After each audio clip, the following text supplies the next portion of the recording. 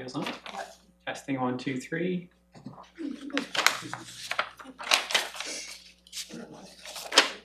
Testing 1, 2, 3. Go back to mute.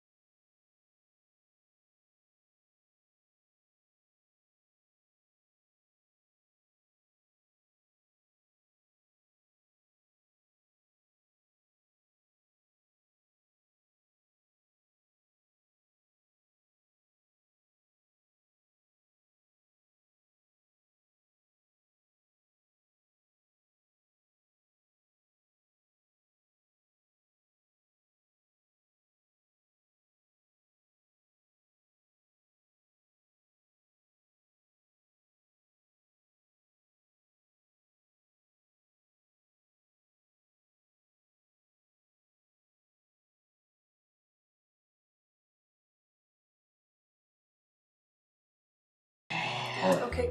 Okay, thanks so much. Welcome, everybody. I'm going to call this regular meeting of the City Council in the City of Nelson to order on Tuesday, April 14th at 4:32 p.m. I understand that Councillor Page will be joining us shortly, and Mayor Morrison is not in town but will be able to join us after the break. Thanks, everybody, for being here. We'll start with I'm acting on behalf of Mayor Morrison, on behalf of Acting Mayor Payne. Were you able to get my message? This is a flag. I did. Thank you. Did you know I was gonna be? Yeah, pass it along. Okay, so we'll start with the land acknowledgement. We'd like to acknowledge that the land on which we gather is the traditional territory of the Ktunaxa, the Snipes people, and is home to the Métis and many diverse Aboriginal persons. We honor their connection to the land and rivers and respect the importance of the environment to our strength as a community. There are no late items to introduce, and so we'll move to adoption of the agenda as presented. Move. Councillor Woodward, move. Councillor Pinheiro, second. All those in favor? And agenda is adopted. We can adopt the minutes from previous meetings. There's a list here, January 6th, February 3rd, March 3rd, January 9th, January 16th. Are there any comments, errors, or omissions from those special meetings or the regular council meetings of January 6th, February 3rd, and March 3rd? That's a lot of minutes. That's a lot. I'll move. Can I move them as a block? I believe you can move them as a block unless anyone wants to pull anything out. Okay, move as a block, Councillor Woodward. Second, Councillor Pinheiro. All those in favor? Okay, the minutes are adopted. Thanks very much. This evening, item number 6, we're going to welcome some of our fabulous city staff to come forward and speak to us about the farmers market. When you come on up, could you please introduce yourselves, name, title, and favorite food? I'm just kidding. Name and title. Thank you. Can I go with cheesecake for 100, please? Yeah. Sorry, my name is Terry Wilkinson. I'm manager of youth and community programs here at the City of Nelson. Thanks for having us. And I'm Allison Slosher, and I'm the Farmers Market Coordinator. Thanks so much. And there might be a presentation to bring up. Oh. Okay. So the Farmers Market Coordinator will provide an update about the Nelson's Farmers Market to Council and provide an opportunity for Council to ask questions. Thanks so much. I'm sorry, I will read from my paper. I'm still nervous in front of her. Good afternoon, Acting Mayor and Council. Thank you for setting some time aside for this workshop today. We are officially less than 1 month away from our Farmers Market season starting. And I must ask, where did the off-season go? Those months flew by. I don't know if winter ever actually ended up happening. I want to start off with a simple question. What is the purpose of a farmer's market, and how does it align with the City of Nelson? The BC Association of Farmers Market, which I will refer to as the BCAFM to save us time, defines farmers markets as venues to learn about fresh, local, in-season foods, and they serve as a springboard for local farmers and makers to introduce their wares to new audiences. They are places to connect with friends, family, and neighbors and celebrate the uniqueness of each community and region. Here in Nelson, we were able to embrace this definition and align it with our city goals to create something really special. We're incredibly lucky to have strong local agriculture, creative food producers, and a thriving, passionate artisan community. When those come together, the market becomes more than a place to shop. It becomes a wonderful gathering place, an economic driver, and a reflection of our wonderful community. On March 1st, we launched applications using a new to us platform called JotForm. The transition was really smooth for both vendors and myself, and we are planning to build on that by adding a payment integration. The application forms were easy to create and pull information from once they were submitted, which really made a difference when you're receiving over 100 applications in a day. I didn't have any vendors reaching out asking questions, which was a great sign. It means they weren't struggling with accessing the form. We did have a few vendors that they don't use the internet, they're not comfortable with it. I just called them along and helped them fill out their form so they were still able to apply so that there was no accessibility issues. I'm thrilled to report that our markets, weekly and special events are now fully at capacity with a wait list already in place. We received over 170 applications in the first 2 weeks alone, and we are currently sitting at 246 applications as I left the office today for the season. We had some vendors who aren't as comfortable, I already said that part, I'm sorry. Last year we had 256 vendors, so we're actually only 9 away from what we supported last year, which is great. Our weekly markets will host about approximately 57 vendors per day, a few more on Saturdays down at Cottonwood than Wednesdays. And a big focus this year has been dialing in the mix. That meant carefully curating each market to make it a unique experience with having more rotation within the artisan side of things. Taking community feedback into account of too many potters, too many jewelers, same thing week after week, and making sure we are still meeting the 51% farm and food requirement while ensuring we're still supporting as many artisan vendors as we can as a whole. We did have to make some difficult decisions this season, decline some vendors whose products were not sufficiently transformed in a way that aligned with the make, bake, or grow philosophy. For artisans, it is required that the base materials show artistic effort and substantial change by 51% or more. Simply assembling does not quite meet these requirements. Those are never easy conversations to have, but they are important to maintain the integrity of the market, and for those that we declined, made sure to have the conversations of what they could do moving forward to get their products into the market, so they weren't just left high. At the same time, we are welcoming back many familiar faces and bringing in some new farm and food vendors, which means the market will feel fresh week to week. We are going to have some more ready-to-eat food options on Saturdays, which I know a lot of the community was asking for last season. We have a Montreal-style bagel producer joining us who will also be making paninis on site, as well as an empanada vendor, a South African food vendor. I'm sorry, I cannot say the name of their product properly, so we'll just go with South American food vendor. And then just this morning, I actually received 2 new applications for a taco vendor and a dumpling vendor, which means we'll get creative on Saturdays and we'll find them a spot somewhere because they're much needed in the markets. We also have Lavina Espresso joining us again to fill our caffeine and watermelon slushy needs, which are amazing on a hot day at the market. We also gave the vendor handbook a full refresh with the help of the communication coordinator, Stephanie. It was time to give the handbook an overhaul and update the policies and procedures. I'm not sure if any of you got a chance to read it, but it reads a lot easier now, and it's really, if you're looking for something specific in it, it's a lot easier. Thanks so much. I think we have a question before we move on to handbook. Sorry. That's okay. Yeah. I got your eye. Go ahead, Councillor Payne. You mentioned that you have prepared food vendors on Saturday, but what about Wednesday? So we're not going to do as many on Wednesdays, as the feedback from the local downtown businesses and restaurants was that it benefits them if we don't have as many ready-to-eat food vendors. They see an increase in customer base. So we'll have So you're not gonna do as many or any? We'll have Simply CM will be there.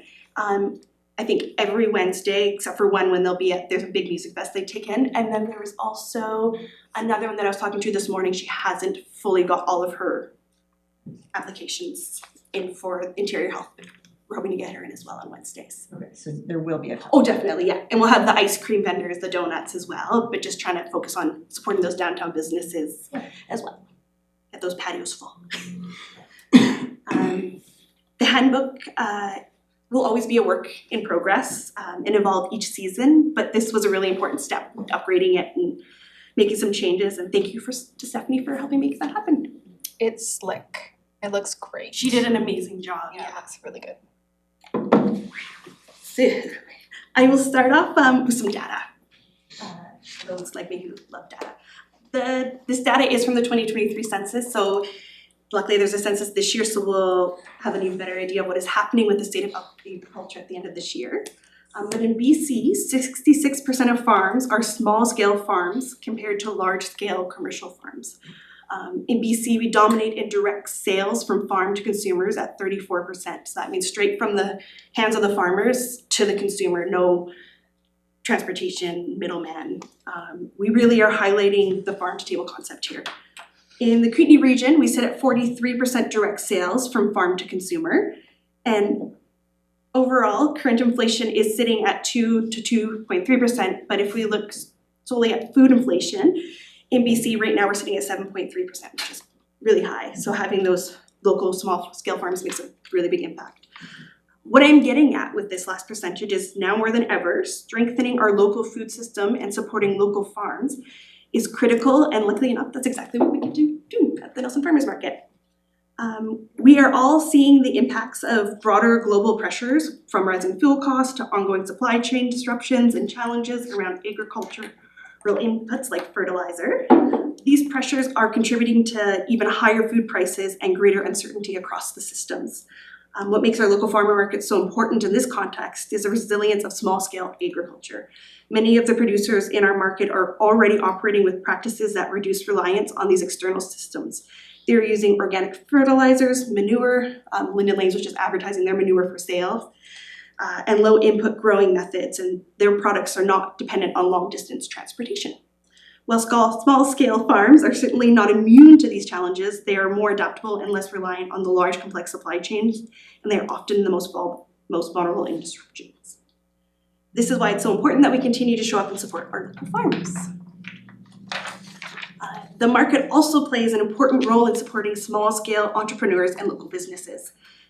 For many vendors, the market serves as a low-barrier entry point to test products, build a customer base, and grow their business in a supportive environment. It allows farmers, food producers, and artisans to sell directly to consumers, keeping more revenue in their hands and strengthening the local economy. We continue to see vendors who start at the market go on to expand into storefronts, wholesale opportunities, and broader distribution. In this way, the market acts as a business incubator, helping foster innovation, entrepreneurship, and long-term economic growth within our community.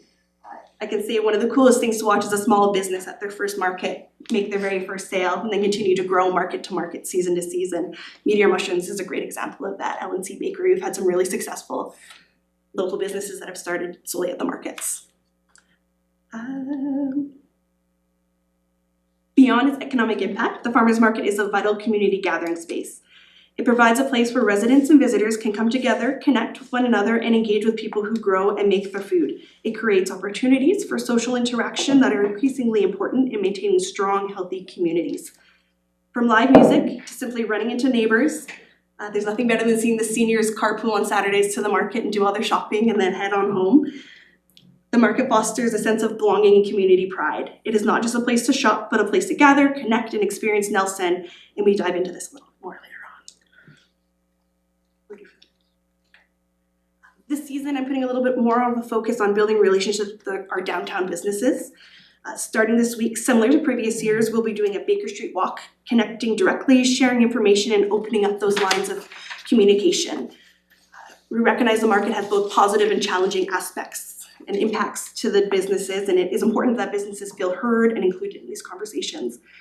We're also looking at ways that we can collaborate with them, especially during special events. Promotions, drink specials, cross-promotional ideas that bring people both into the market and the local storefronts, especially during the special events when we have the opportunity to really benefit from these strong relationships. Terry and I, at some point in the near future, are also going to attend a business after business event put on by the Nelson District Chamber of Commerce to kind of build on those relationships and meaningful connections. One of the biggest takeaways from the BCA-FM conference that I recently attended was how many markets in our province are struggling to connect with their municipal governments. At this time, Nelson is the only farmers market in the province that is run directly by the municipal government, with Delta also being connected to their municipal government, but they hire like an outside group to run the market, so they don't solely have direct leadership there.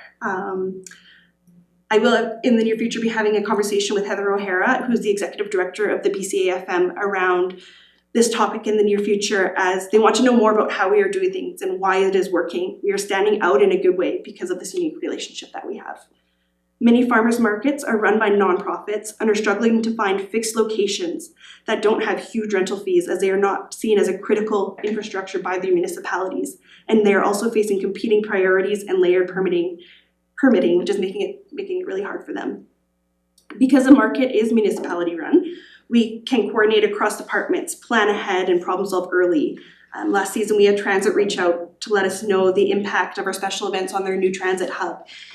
And we were able to have some conversations and proactively work on alternate dates for our special events months in advance of the 2026 season starting. We've also been able to have really open conversations with Bylaw. With moving to Sundays, we're gonna require some bylaw services that are a bit different, but being able to have these conversations with internally has made a big difference. It has not always been easy, and there has definitely been and will continue to be a learning curve, but we are building something that has long-term stability. And the stability matters, especially as outside funding becomes less reliable. A lot of the grants are starting to unfortunately dry up. Being aligned with the city is not just helpful, it is what allows the market to continue to grow and succeed. Next question? Yeah, Councillor Woodward? Yeah. So I find that very interesting, this idea of municipal integration. Yeah.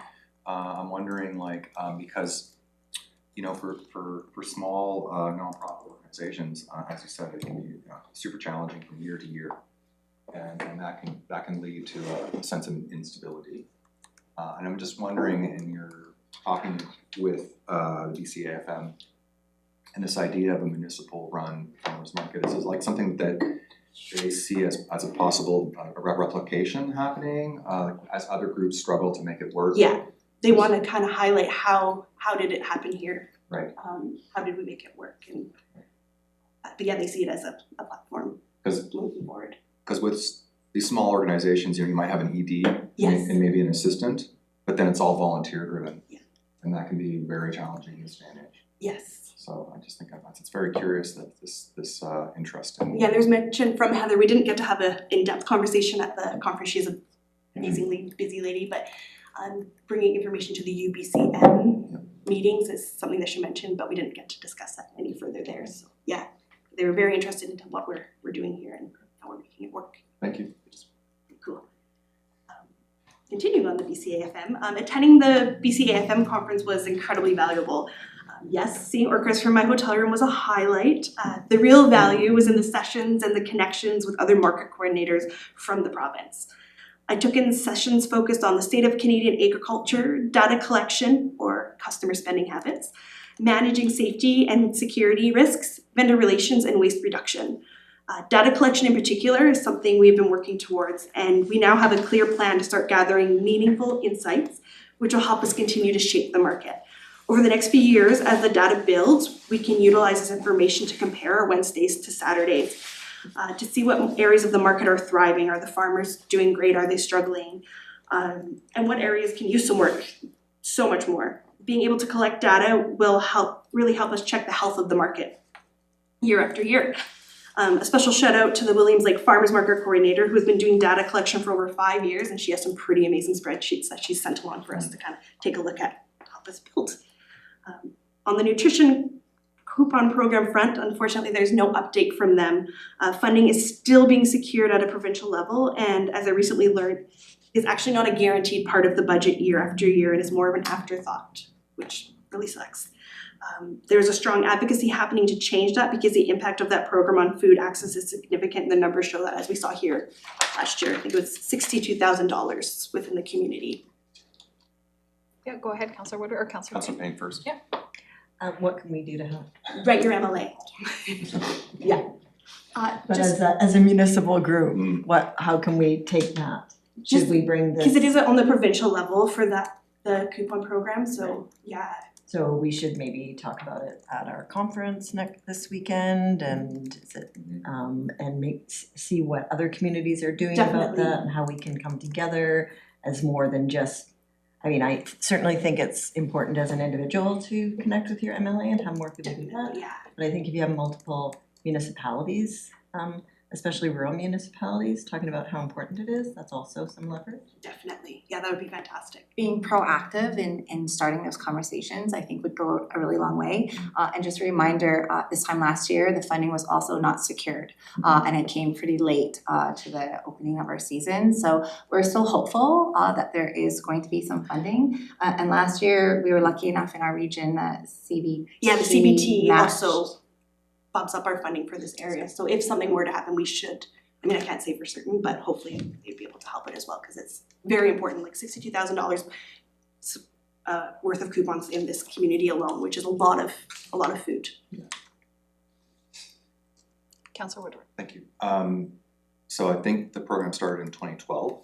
Yes. And, it has been this wonderful build. And I think that the thing that always got me was that it was kind of two birds with one stone, because you were supplying direct cash essentially to farmers, but you were then, and it was direct coupons to folks, it was the community. So yeah, I definitely the opportunity, I'll talk at the conferences, because I think it's actually like, it's so critical on so many levels that I just hope it doesn't get pushed to the wayside. I agree. Hopefully eventually the provincial, they'll add it into their budget, so it's not an afterthought, it's actually included as part of the overall picture. Thank you. That was a bit sad to hear that that's how it works every year, but What department is it from? Food? I think it's agriculture, but, It is oh no, agriculture. or is it health? Can I look into that and get back to you on that one? 'Cause that's All a of a great sudden, question. I'm like, who are we gonna be advocating to? Cause there's a couple of places that it could fit, so that'd be great. Yeah, no, I can drawing probably a blank find on it. that, but I can find it for you if you like. Okay, that's a great question, definitely. Saturday sessions at the falls. This is something I'm really excited about this season. Saturdays, as we learned last year, have a really different feel than Wednesdays. They're slower, more relaxed, and they're perfect for building a community experience. So we are gonna give our music programming a name for Saturdays. It's gonna be Saturday sessions at the falls. We will be promoting the weekly musicians, including many Selkirk College students from the awesome music program that we have in town. And with this name, really hope to shape this into a day that is about more than shopping. The city has worked so hard to make Cottonwood what it is, and that bandstand is pretty special, so I think we can really use that to our benefit. The goal is simple: make the market a place people want to stay. Grab your groceries, pick up something special, bring a picnic blanket, and actually spend some time down in that park, because it's a really beautiful place to be. Councillor Payne? I certainly enjoy the shape of the, what are we calling it? It's not a, I call it a bandstand, but I'm not sure if that's the correct name. it's a reworked bandstand. Was there any plan when we did that to have the acts elevated so you could actually see them if you weren't right in the front row, or that's not part of the plan? Is that? That was originally developed. Yeah, I can't remember why they designed it as one level, or whether the thinking was they would bring in their own. Yeah, I don't think it was really, let's think back, I think it was, not really set up to be sort of that Bandstand. viewing So it's not a bandstand. bandstand, it's sort of a shelter that you could Sheltered music. you could possibly do music under. Yeah, I think in the old days, they just had musicians. Yeah, there was a riser that, and there was seating. Yeah. But it was it was funky. It was, we had to repair it every year. This is sort of funky too, but it doesn't have a riser. It doesn't have a riser. seating. I mean, the main thing is, I think, with everything at Cottonwood is trying to make it kind of bomber, like not, that you don't leave anything out, everything is like, so there, maybe there's possibility of having a riser you could come and go and Yeah. store it away. I don't think you could leave it out. A portable one, that's something we can definitely look into if that's something. I mean, having been there, am I the only one who, in the front couple of rows, you can see Mm. the musicians, cause they're generally, seated Sitting on a chair, in the, yeah. act. But yeah, I just think it would be interesting to give them more, visual, but if I'm the only one, then. There's some And as far as, I mean, you could put a yeah. concrete thing in too, not that I'm big on concrete, but If you you can ever put have a something- moment to sit on the rocks in behind it when there's music playing, it echoes really neat in back there on that beautiful rock seating back Yeah, there. and I do try and get there early enough that I can Yes. sit in front. I learn from experience. In March, we hosted a fundraising concert at the Nelson District Youth Center, and we actually built a stage. Leave that with me, and I'll see if we can use a part of that to transport and keep it on site at Cottonwood, so that the performers have that little bit of, it just adds to it. It's a Yeah, great idea, I and think thanks so, for sharing it. Yeah, that's awesome. Thank you. Looking ahead, we are starting to think beyond the regular season. I'm starting to explore the blueprints of a winter market series will look like. Something smaller and monthly to help support those artisans and some of the farms as well in that downtime. We are starting to look at locations and want to ensure that we find a location that is accessible during the winter months, as some areas of town are a little easier to get to for everyone than others. I would also love to introduce a CD Saturday in the spring of 2027 as a seed exchange and educational event, and I just learned that the library is also looking into starting a seed library, so we might have to do some collaboration with them, which would be kind of a fun thing to take on. We started last year. Did they start it last year? Awesome. Yeah, so we can build that into a fun event and get the community involved. Why not? We're beginning to think about developing a kids zone to continue building a family-friendly experience.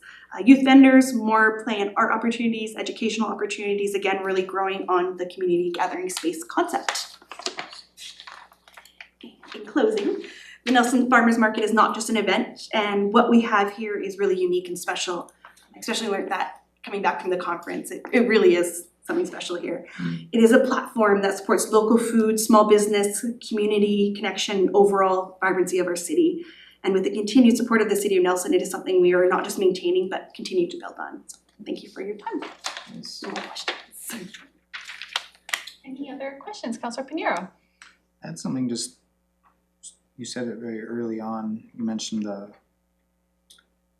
requirements for artisan Yeah, vendors and like 51%, I think it's 50. 50, Yeah. like modifying of the material, that seems potentially like at times a bit hard to It can be, quantify. yeah, definitely. Is there some sort of example you could give of that? Yeah, so we can use our jewelers because we've got a large selection of jewelers. So we have some jewelers that are simply assembling, taking a chain and assembling onto it.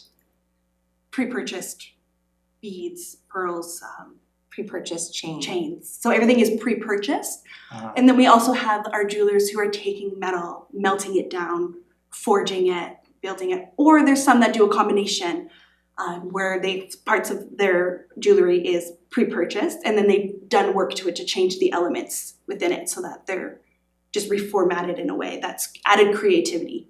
Right. So it's not something that you could buy from Claire's.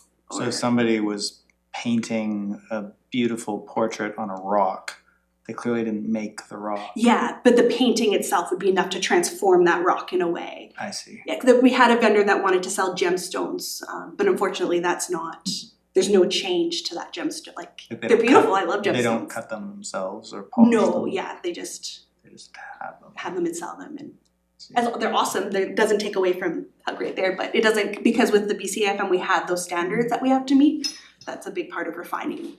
And you said that there was a mechanism by which people could like understand where they Yeah. come up short in that Yeah. matrix and Yeah, so say you're doing beading, if you then add a component to that you've made yourself, like forged yourself. Indigenous beading is a really good example of that, where they take the beads and they create art in the earrings, like their actual art form. Right. So it's that transformation is, yeah. okay, thanks. Councilor Woodford? Thank you. One of the things, I remember there was a real challenge, it was when BCAFM just decided on this rule, and it was really about reselling. So there were, before the rule, there were people that would go and essentially get like bulk vegetables or something, and then just come to the market and just resell, or they would just go purchase items somewhere at a lower cost and come and just resell. And the BCAFM was, I think it was in 2013 or 14 or something, was like, we have to delineate like what a farmer's market is, and it was this whole debate about like what's organic, what's made or not made, what's reselling, and it was very, very challenging because a lot of people did get kind of cut out, and it was a lot of upset. But I think they're driving towards this make it, bake it. What was it? Make, Make, grow. Make, bake, grow. So even with the baking, they encourage, it's not a set rule, but they encourage, like, as a baker, that you use produce that's purchased within your region. Doesn't have to be, but they really encourage that. Thanks. I have a question as well. I noticed in that handbook, there's some language around community groups and organizations. Because it's so clearly laid out, can you share with the group what is new and different about that? Or whether this is just putting onto paper what has always been in place? I think it's more so just putting it onto paper, what was kind of already Okay. laid out ahead. There wasn't actually really a part of that in there before. Yeah, And so we just want to make sure, because the community groups are unpaid spots, so they're given away, that we don't give away too many of them. I was putting aside 2 per market. Some markets we were able to give 3. So just really dialing in and make sure that we're supporting community and we're not we're supporting like those initiatives that are staying within in the town. Yeah, more so just putting it on paper so that it was easier for everyone to understand. thank you. Councilor Payne? guess my question is coming back to the fact that Nelson's the only municipality that runs the market. So I'm interested to go back to, when was it that, because we did have a nonprofit running the market in 2018? was during 19? COVID. Okay. Yeah. So how did that How did it unfold, happen? the city? Because my understanding was it was initially thought to be a temporary move, was that, no? Yeah, I think what Just happened just is, curious. yeah, they, they felt they weren't in a position to run the markets, and based on the the pandemic at the time, they did get some funding, and I think it's kind of, as Ally speaks to it, they needed all that funding just to fund a coordinator that basically was on, couldn't run a market at that time because of COVID. So they had really spent all their money on funding a coordinator to get ready for a market, and then ultimately, the decision was, we had done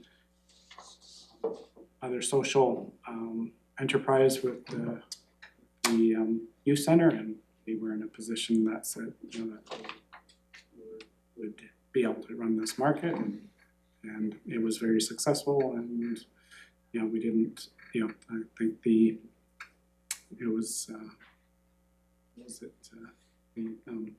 Eco Society right at the time. It wasn't their core business, they were going through some other changes themselves, so it was successful. We stepped in and ran a good market, and they were sort of changing kind of leadership and what they were focusing on, I believe, at the same time as well. We're also looking for money. If they were going to continue, Yeah, they needed quite a bit of what money, they- which yeah. was more than we felt at the time was appropriate. Like, we were like, well, we can do it for less, quite a bit less. So finding that balance. And has there ever been an analysis of whether we were able to do it for less? Because I remember the article in the paper last year saying that we were losing $30,000 because of the. I think that was a misprint. That was an inaccurate statement that reporter reported at the time. It was misunderstood. That was information that came from City Hall, all the calculations on what it costs to put in an application. That was information that we got. Was We that not? were just trying to demonstrate an internal cost that isn't actually cost, but it would be a cost for an outside organization to do that. So we weren't running at a deficit of $30,000. That's just what it could be cost when you count my wage for doing and No, I got all the numbers. Yeah, Thank you. and- I don't mean to. The other part of that, if I may, was that, You may. was that we were not counting, if I remember correctly, we were not counting city's contribution at the time. So that was just, we were providing all sorts of in-kind contribution for free.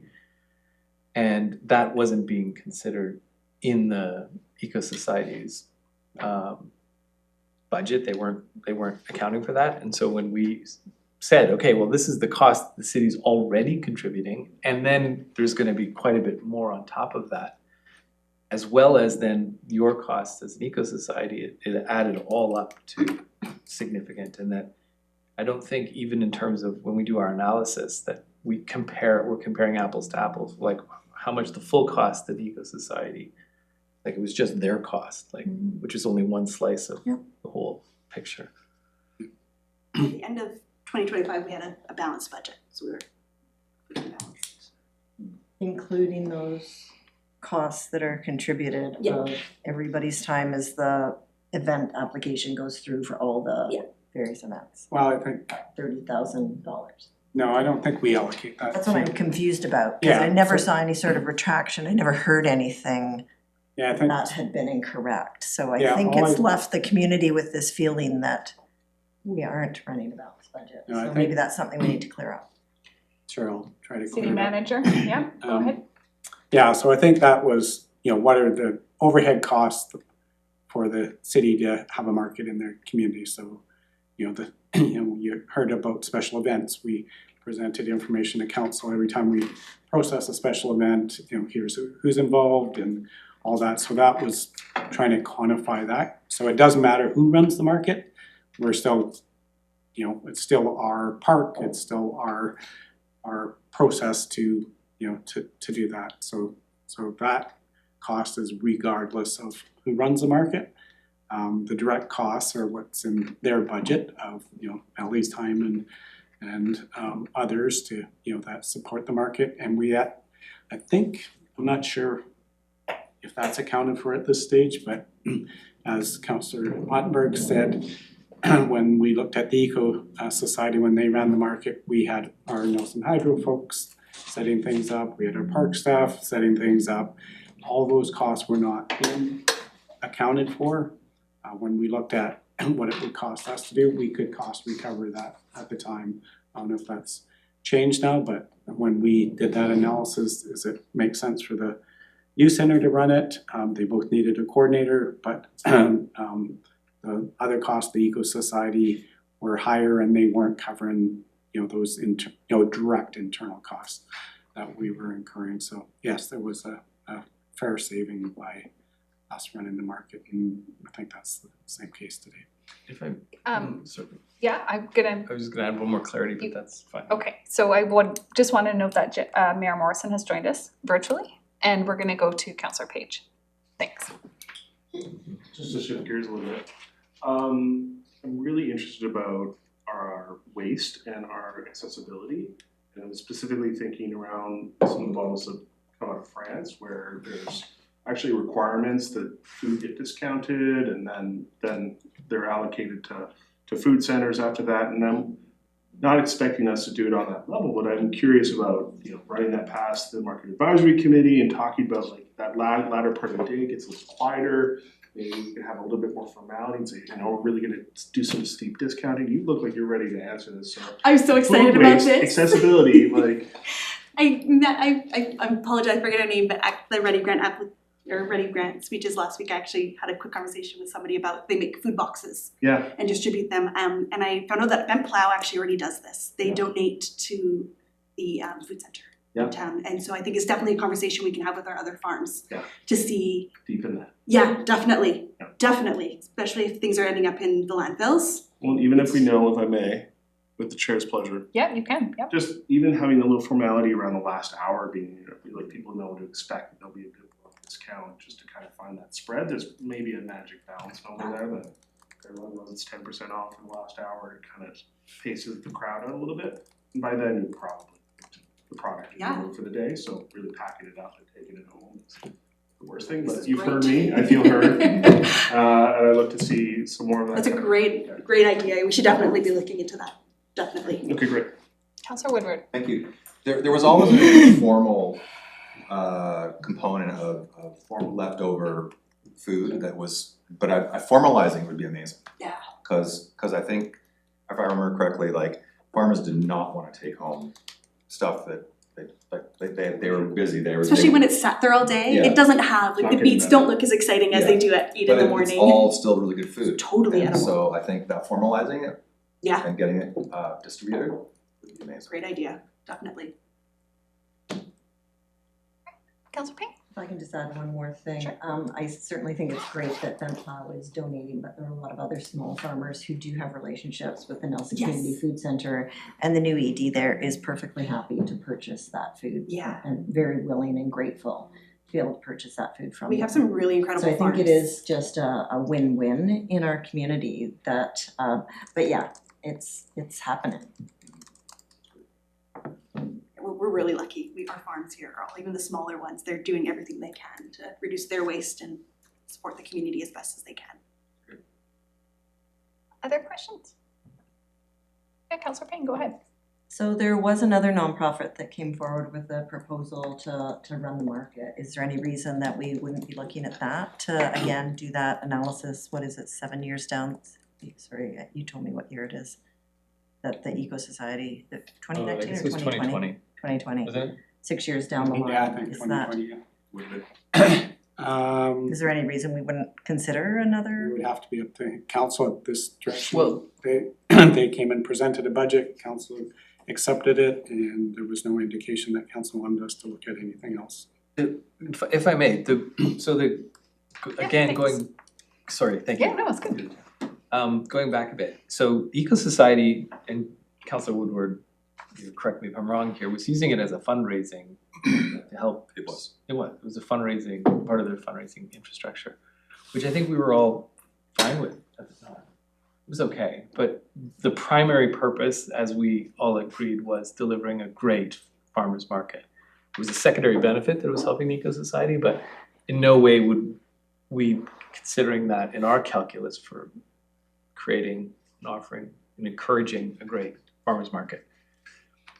At the time, the Eco Society put forward and said, this is not financially doable, especially given COVID, but in general, this isn't financially doable unless the city step in and contribute a grant to it. So in some sense, what they were really asking was, you should be, or they were looking for us to directly help fund them as an organization, which is I think there's a more appropriate ways to do that, go through the various grant programs, ready grants.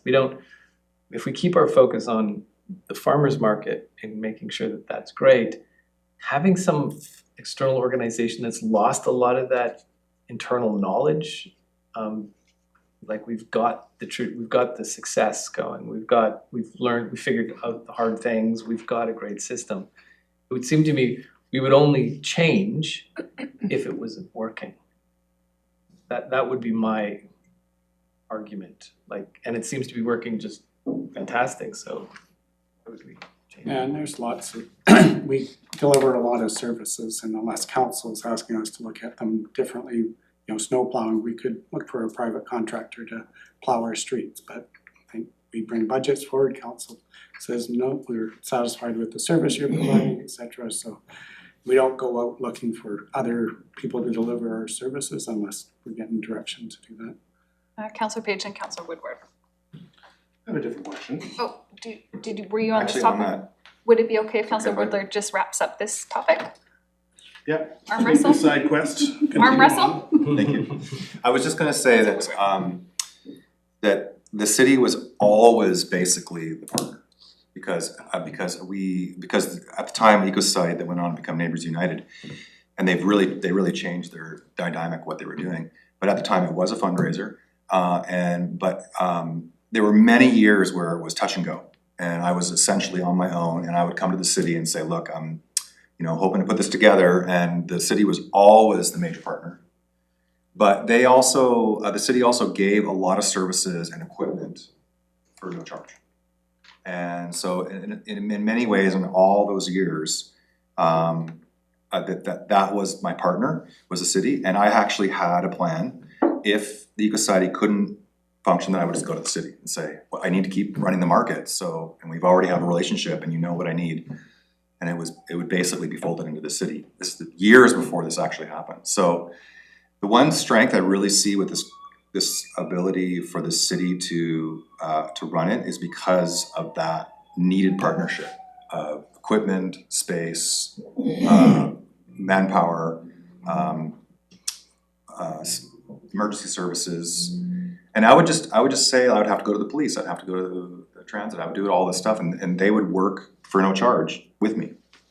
So I think in this way it's much more streamlined because it is the city.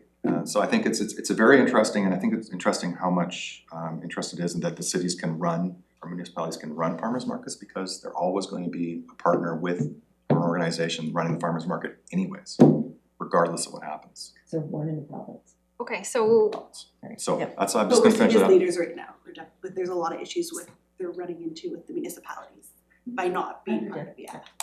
Thank you. I think what I'm understanding is that if it were the pleasure of the table to have staff find out whether or not we should consider no longer being the provider of the market, then that would be a direction from council prior to the next budget cycle. So probably for the next table. Does that sound good? Mm-hmm. Thanks. Okay, Councillor Page.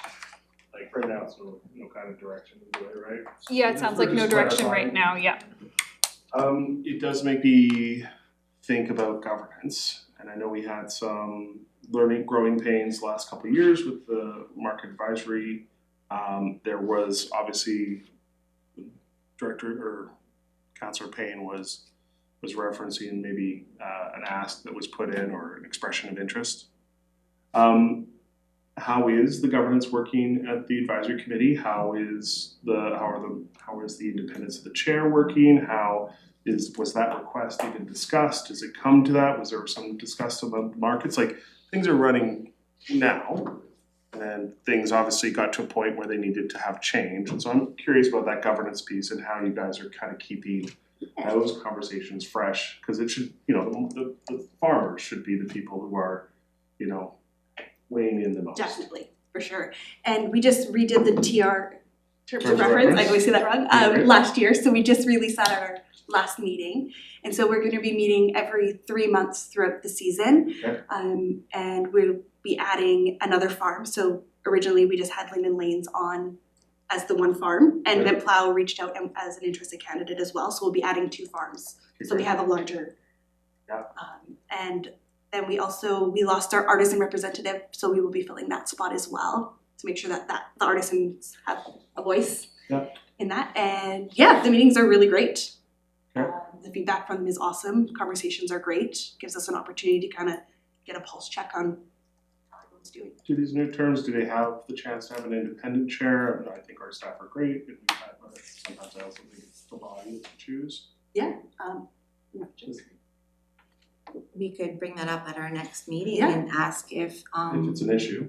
there's an issue. We've discussed it a couple times. Okay. I think that we have the confidence of the advisory committee behind us. And do you ever ask or reflect on some of these larger, structural pieces? And I don't anticipate every year, but should be some sort of strat planning going on, some sort of thoughts there. Like, and I think some of those should come from that committee versus just happening up here. I don't know how to find that balance. I'm not saying they lead. I'm not trying to scare Kevin here, but Have some input. like just Yeah. that there is some deeper reflection on the values that are inside of the Definitely. program, and not everything is always presumed to always be the way it is. Great points. In my 3 years in this role, I've seen the pattern of the advisory committees trend in a more positive way. We're having much more productive discourse in our meetings, and I'm really happy at the progress of where we were and where we're at today. Okay. Yeah. Great. Thanks. Yeah, and I think that's always the balance between operations. These folks are tasked with running the market and what's a successful market look like, and I think that's where advisory is. We achieving our goals. Is it, are we getting, supporting farmers? Are we, whatever those things are? I think that's the value of the advisory committee, and looking, what if we, for example, your idea on what do we do with food waste, right? That would be great for an advisory committee to go, okay, well, let's talk about what we do with food waste, but What are our targets for wait lists? Yeah. What are our targets for foot traffic if we have that sort of thing? Maybe the advisory committee itself would be able to brainstorm some targets. And maybe a workable thing is really our commitment to look at this once a decade, to include the advisory committee at the time. Like, maybe it's more about how we think about the program, that we would ask some sort of bigger question or go through some larger exercise that goes beyond the yearly operation. And that's all I'm just flagging from some of this conversation. It's like, just that we create some sort of space to have that with that advisory committee, so that we're really connected to it, and we go through an exercise, say, are we on the right path? Should something change? Are we missing something? Something structural.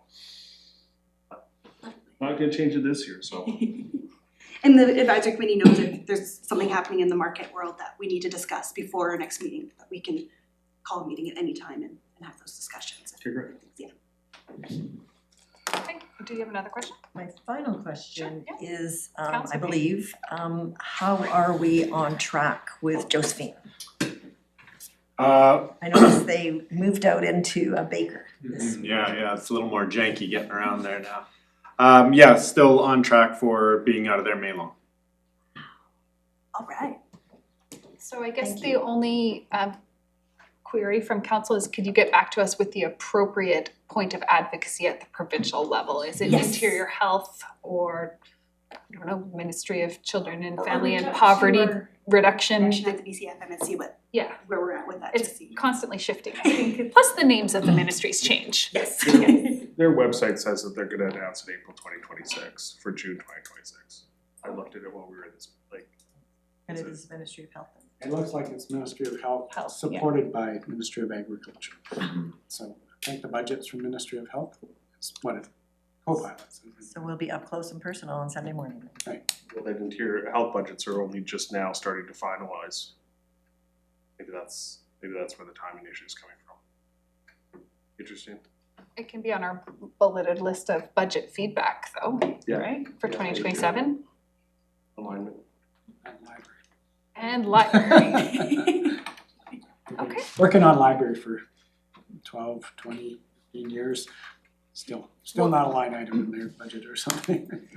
Thank you for the update. Thank you very for much. adapting and adopting and improving. This is a big deal.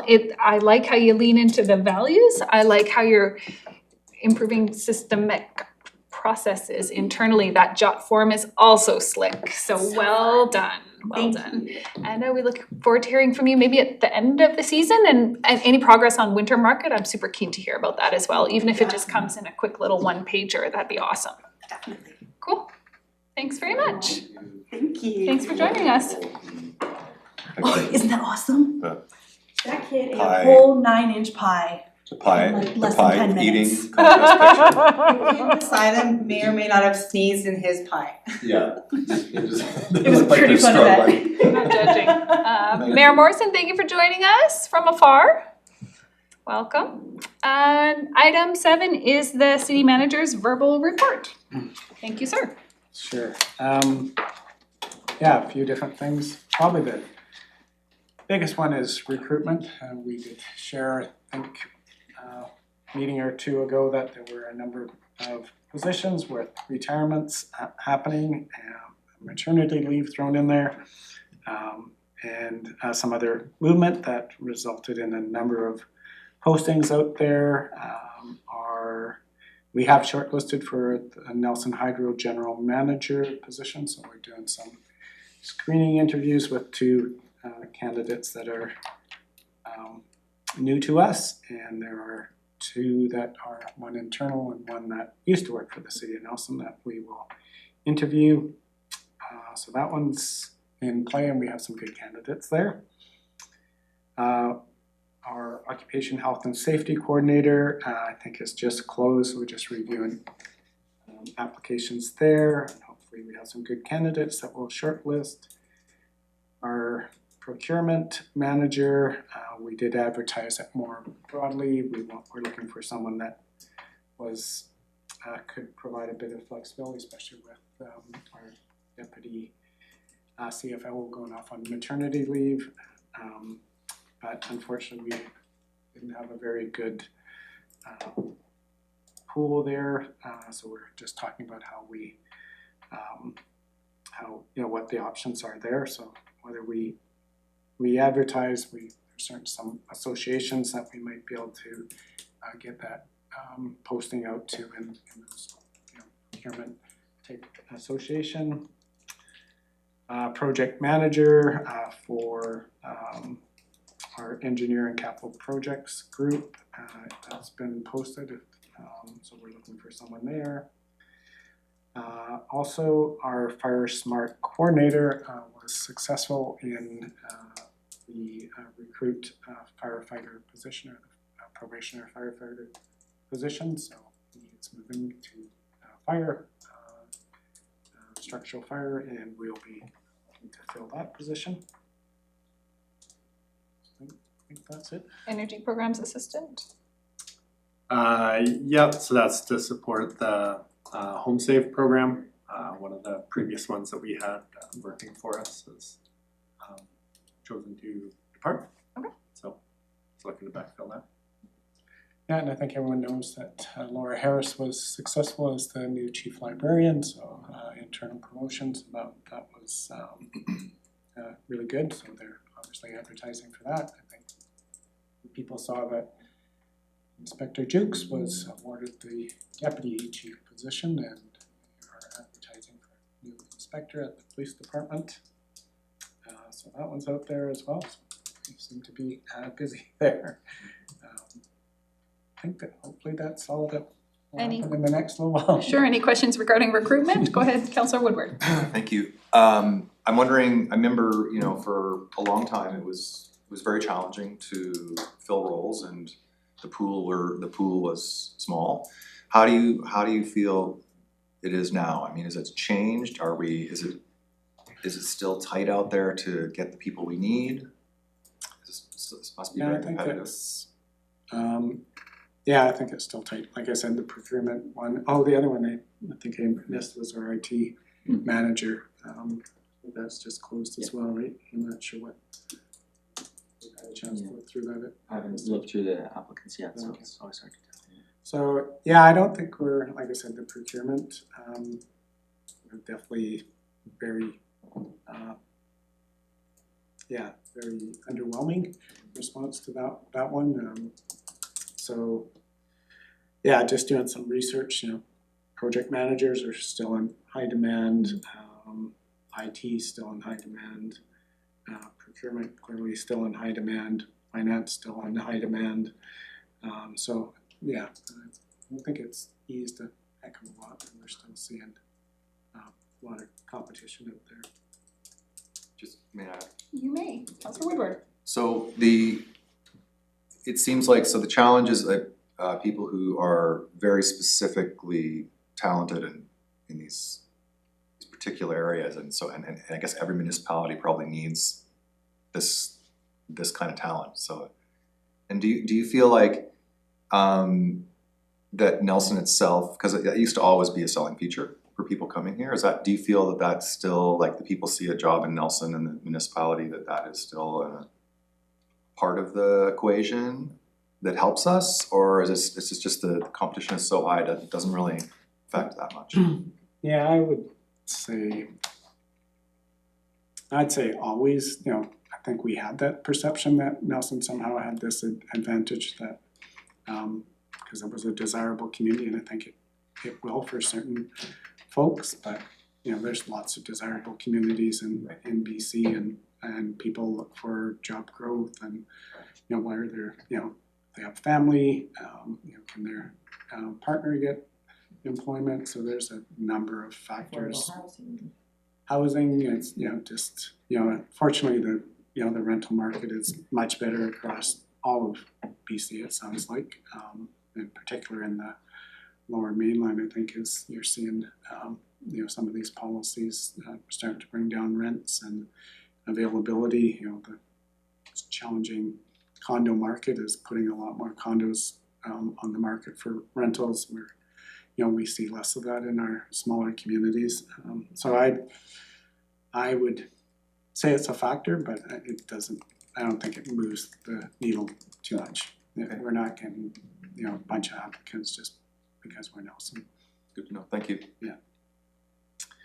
Other things. Councillor Payne has one more for you. One quick question, it's just anecdotal, but we haven't met the new assistant fire chief yet. Is there any opportunity, or should we just drop in and say hi?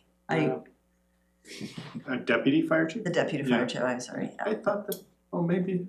Yeah, I don't know if he's. He hasn't been I in. think we have them scheduled pretty. Okay, that's what I was sort of. Aren't they supposed to present on wildfire? I can't remember. It's a topic. Anyway, Okay, yeah, well, if it's we'll come find out, an I mean, opportunity for you. it's always nice to recognize the faces Yeah. if you go to the grocery store and say hi, welcome, or whatever. Okay, yep, no, Okay. great point. Number 2. Okay, speaking of fire, so we have transitioned to third-party dispatch. That's gone quite well. So we're pleased with that. There's still some technological things to sort out with our radios. The consultant was able to, our radios are Motorola, and there's something around there that they need to change the radios. They're past the year they normally would do this, but we were able to talk them in do it, cause radios are not inexpensive, so that, I think that's still in place, and then there's just the whole, things like our pre-planning will go on this software,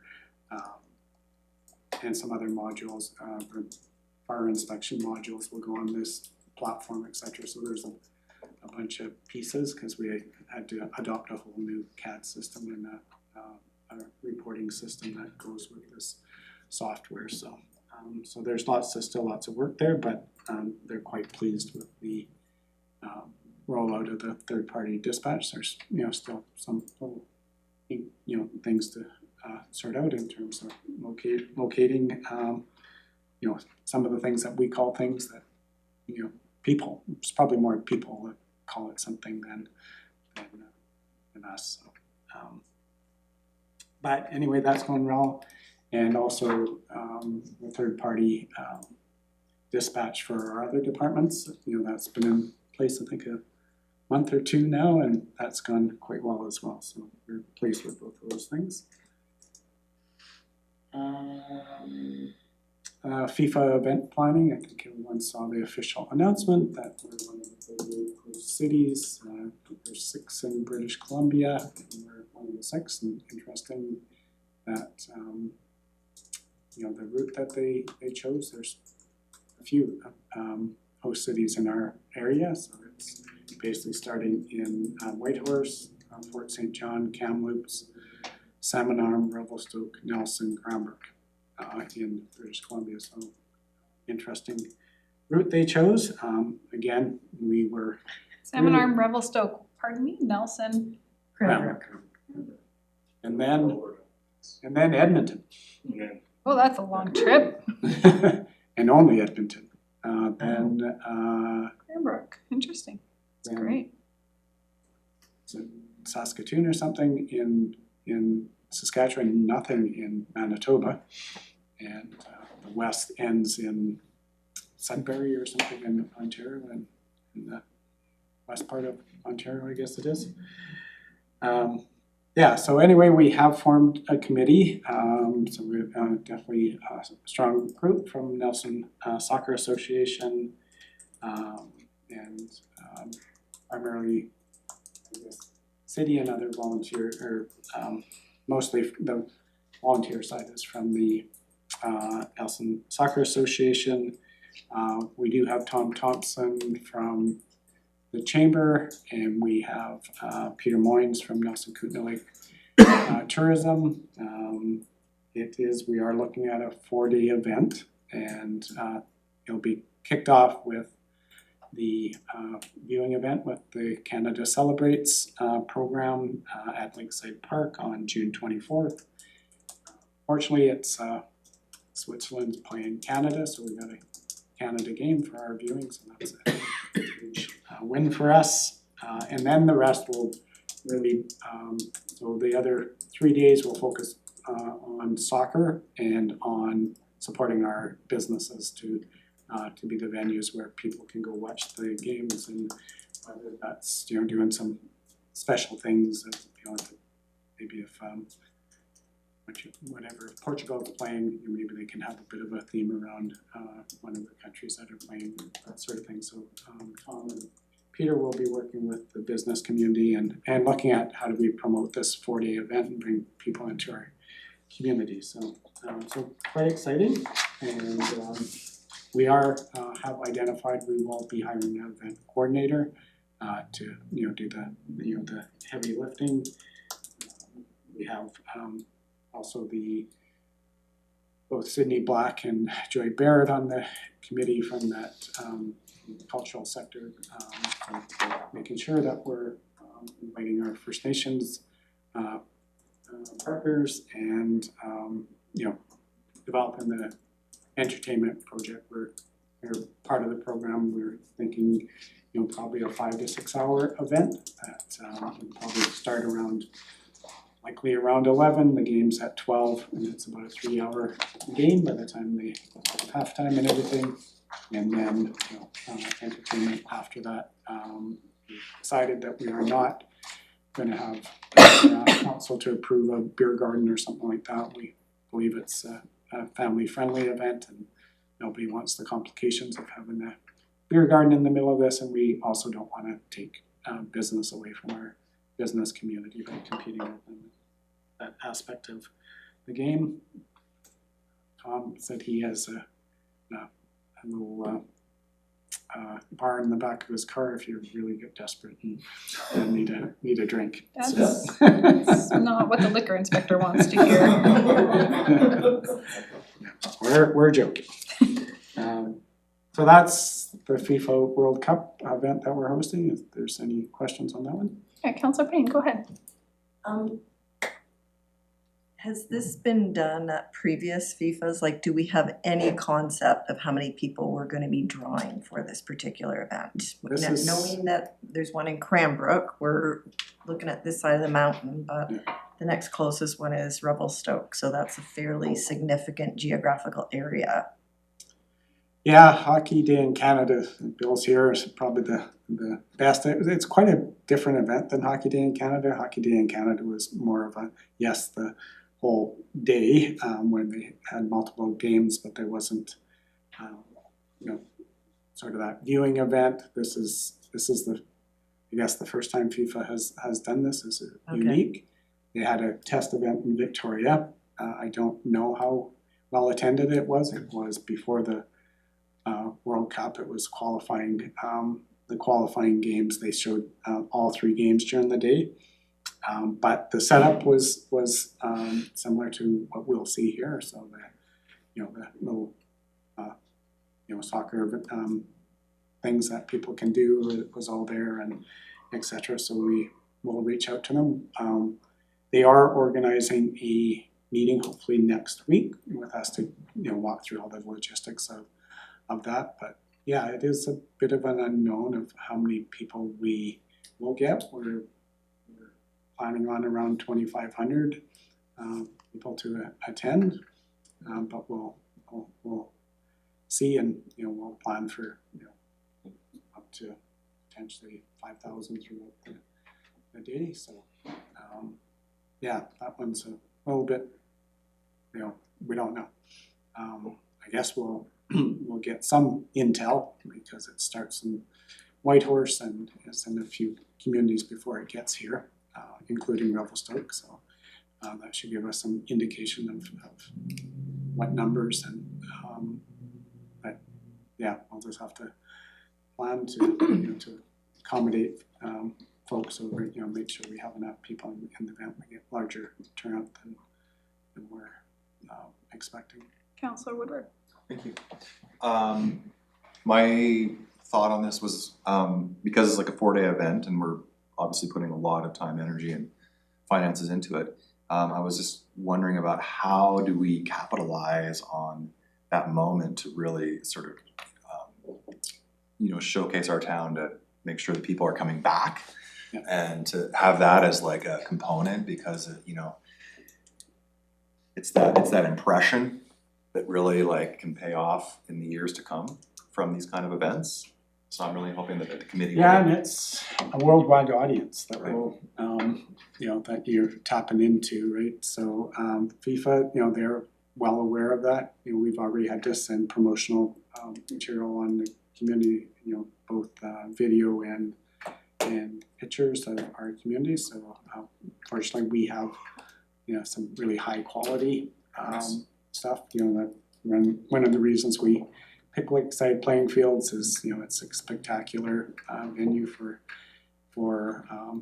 soccer, and unique a unique location. So we are very cognizant of this. Nelson Kootenai Lake Tourism will be involved with marketing our area for this event, and yeah, it is a worldwide audience, and we'll put British Columbia, and that's why the province is supporting this with grants, etc. So we'll learn more about that. Stephanie is on our committee as well from the communication side of it.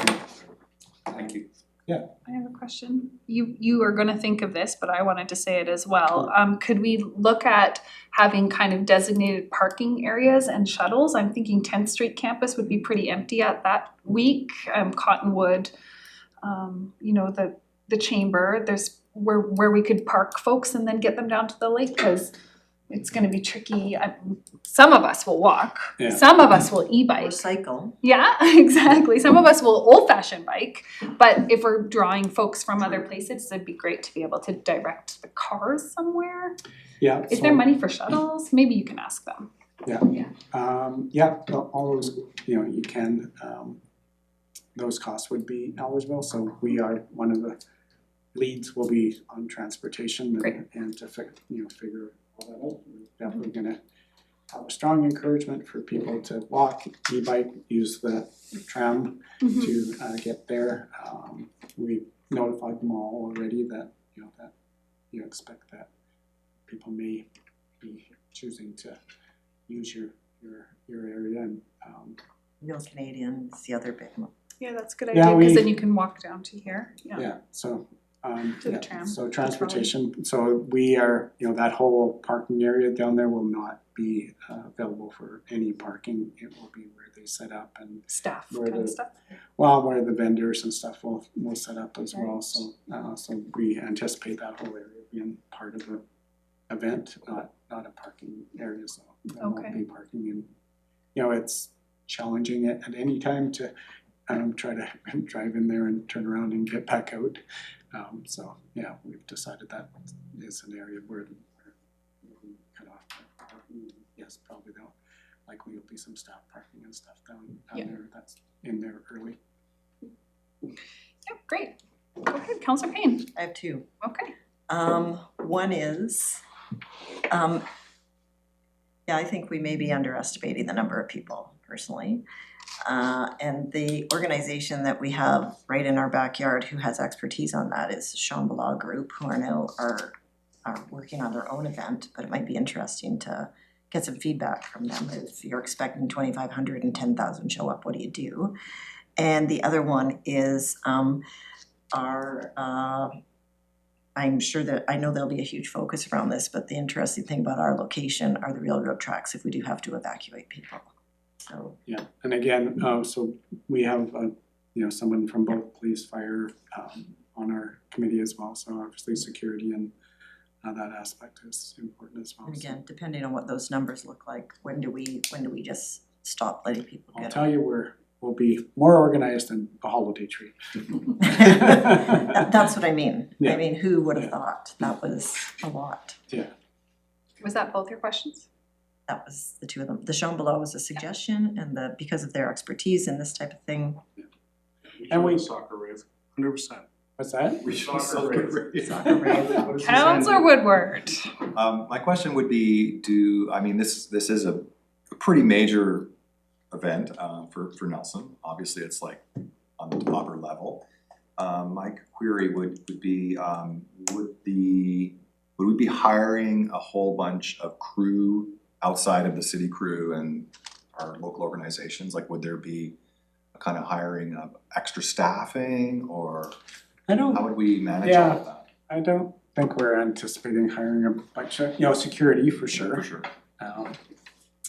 They come self-contained, they have the sound and all the folks that run all that part of it, so that makes it much easier.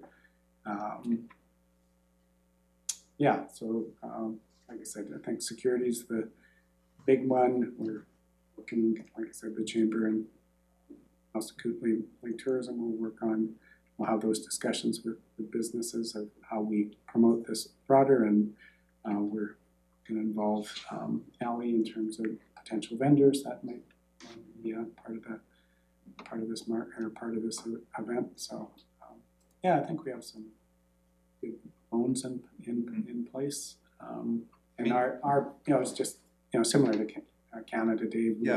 We don't hire extra staff, but we will have enough staff there that will, you know, from city staff that will be our in-kind contribution to the event as our staff. Market Fest is probably 2,000, 3,000, 4,000 people show up right on Baker Street for 5 hours. Yep. And it usually goes really bright. So hopefully that will be similar. Yeah, and you know, having Sydney as part of this from, you know, the events that both her and Joy, the events they've run, and Allison from, you know, her experience as well. So I think we have some good people in place. Thank you. All right, so that's FIFA. Just a couple of updates on a few other things. Nelson Civic Theater Society, we're just have, they've pulled a building permit for that project. They have got the project in, but in the budget or funding they have, they've had to sort of cut quite a bit of things to delay them is how they've identified them. So a lot of the finishes and stuff, acoustics, etc. They've talked to those suppliers and you know, their intent is to fundraise while these initial stages go on and raise enough funding to, you know, do those finishing. And we just are working on it. We gave them a letter of consent of that they have, you know, an agreement of what they need to provide to us to make sure that we have the checks and balances that are in place to make sure that's a successful project. So that should, you know, it's pretty well good to go. They just have to take that to their board. KSA, we've been working with them around their proposal. So we are looking at them coming back to council on the 28th for a decision by council. Macola, we did meet with them around the housing project, so I think council's aware. Chair Nelson is applying under the Canada Homes program. We supported partnership with them and Spearhead around the off-site building competition. So that one they're trying to move forward. Nelson Cares doesn't believe the current funding programs meet their goals of who their target market is. So that one's on hold. Sorry.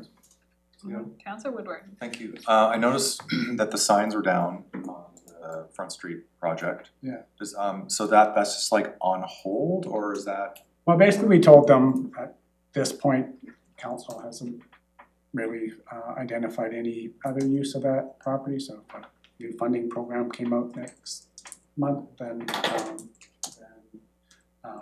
that one you had tied to or the CHF funding, but so they would have to come back to you. But yeah, our message was we're not actively looking at any other projects on that at this point in time, but you know, that may happen, depends how long this is you know, they don't pursue this. So Okay, thank you. and finally, I don't know, did we share and Councillor Page, I don't know if you want to share that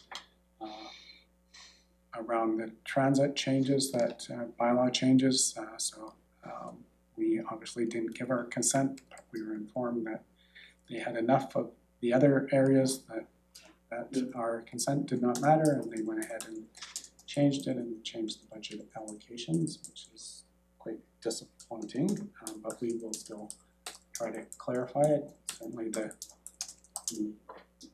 agreement when the city agreed that they would allow those services to consolidate was that we were pretty happy to pay our share. So we're talking about with the RD, Yeah. is what we're talking about. Yeah, we're quite happy to share in the cost of the 99 and the handy dart. So we just want to make sure that we're not funding transit service outside of those two areas that directly benefit Nelsonites. Correct. I did check with Tom on that specifically that day, because otherwise I would have made a fuss at the time and maybe pulled it. But yeah, I checked with Tom. We are just paying for the 99 and the handy dart piece, and that's in that apportionment. So they were it was getting long in the tooth on that point, so. Yeah, and right now there's no, there's a freeze on any expansion, so it doesn't matter, at this time. But in the future that, councils just need to be cognizant that, that if there's additional, and the likelihood is the growth will be in the rural area, not in the city, where, where good service in the city, it's really the rural areas that expand, so. So anyway, it's just, we did ask some questions and wanted some clarification from Tom, so we'll continue to seek that and just double check that what he believes is happening is happening. I don't think we've done necessarily a great job of saying, here is what the 99 costs, and so I think we need to go back and make sure that we're clear on what that cost of it, and that, it's fairly been, like what they choose to do with the rest of the participants is, me up to them. It's us that we wanna make sure that they honor the fact that, that was the, agreement when we went into this thing, so we'll continue to work on that. We did have a meeting with BC Transit operational staff today, and they are looking at potential some efficiencies there, and because we have these two contracts, one for Kootenai Lake West and one for Nelson Conventional, and there's potentially a third for, I guess, Handy Dart. Right now Handy Dart's a bit of an orphan. Basically the service is in Nelson, but the RD sets the service level, so we don't really have a say in that, so that's definitely one we want to look at. If we're going to fund this thing, then we should actually set the service level, not the regional district, and Tom's quite happy to pass that on to us if we want to take it. So, but anyway, there could be some efficiencies, but again, just making sure that that the cost application is fair and works for both ourselves and the regional district. But right now, because Kootenai Lake West is its separate entity or separate contract, that we can't use one of the buses that are for Kootenai Lake West to run routes in Nelson that probably could use a smaller bus in the evening, and vice versa. I guess there's some ridership challenges in the rural area where they're overloaded and they could probably use a Nova that's in our fleet, but they can't use it because it's under our area. So they would like to see if there's a way to use our fleet better. So we're exploring that. Okay, that's it for me. Awesome. Please. I think you have a question from Councillor Payne? Yeah. I don't know, are you gonna go next? Cause Yeah. I had something about the snowpack, but is that? Yeah, I can provide. Really quickly, from an operational perspective, Josephine work, I kind of updated you there. We're on track. Seeing quite a bit more staff there. We're really pushing to get some work done. We had a sort of an unfortunate, as happens in a city, number of sinkholes this spring. So don't know why, but we had one down on CPKC lines that I think we updated council about at one of our last meetings. That really morphed into quite a bit bigger of a job where we had to put in a few extra manholes and do some tie-ins. So that turned out being about a 3-week job to figure that one out. But then we had a couple around town as well during that same time. Don't know why, just sort of popped up all at the same time. A lot of good work been happening in the downtown core to get ready for our busy summer season. One of the points that I want to shout out, two things. One, to the crews is patio season starts tomorrow, which is great. We always, spoke with the chamber to let them know that, it's always May 1st. They're always shooting for something earlier. Their expectation should always be May 1st, and we'll always try and get it done earlier. Of course, this year with no snow, the cleanup was able to happen quickly. Concrete works, and that's really, the second shout out for any of those that have walked up Ward Street toward Baker on the Secret Garden Toys side. One of the sort of roughest piece of sidewalk that we had historically is now looking quite beautiful with the work that they did there. So Really happy with that work, the way that the crews were able to do that and give the tree enough room to do its thing. So happy to see that and to see more of it. And then, all the work that's happening with the fields now, we got minor league ball going at Queenie, that was ahead of schedule. We're doing some great work down at softball pitches and waiting for things to dry up in order to get soccer going down there, but all of the fertilizing and everything that has to be happening now is happening, so it's always a big push for the crews this time of year. And then the other thing is just a reminder for everybody, while it's quite lovely out and everything, all the prep work that's been done in all our beds around town, we don't typically plant this early, cause there's snowfall warning on and freezing levels supposed to be coming down to valley bottom again. So, everybody always wonders why things aren't planted, but I think council knows well, but just for the folks that are listening, we don't plant till into May, just so we don't lose all of that. And I'm happy to, are you just looking for a general update on the snowpack, Councillor Payne, or do you have a curiosity? I am looking for a general update and I do have a curiosity as well. Sure. So Yeah. I'll say my curiosity and then you can throw it in. And these are related. Yeah. The city of Cranbrook is, I think Nelson at some point in time is going to need to water meter. That is my feeling. We are looking at an environment that's changing and, a limited resource. Cranbrook is doing something that I think is pretty interesting, is that they're water metering new builds. So they're not doing it as a blanket, they're just moving forward for the time when they will go out into the community. So seeing what we're looking at now, I'm thinking of that is one thing, and the other thing we have talked about, and maybe this is one of those things that needs to go on the quarterly action list or whatever, is we have talked about some sort of subsidies for rain barrels, so people can be collecting in the high. And I don't think it was at this table that I watched, was it here that we saw the rainfall patterns being completely erratic over the last 4 years? We don't know when it's coming in the summer. I'll maybe get that chart and share that with you, because it was pretty amazing. We've all seen it and felt it. So I think that's one thing that I do still believe, that the rain barrels can help us, sort of like the peak demand of electricity, even out some of that when we need to. Cranbrook's already talking about what level of water restriction they're gonna be on, just because of where they are in the snowpack, which is why I asked the question. So that's the framing that I have for my question. Yeah, so great question, and the snowpack, just to provide quick reference for folks on the line, snowpack is really our reservoir at this point, because we're run off surface water.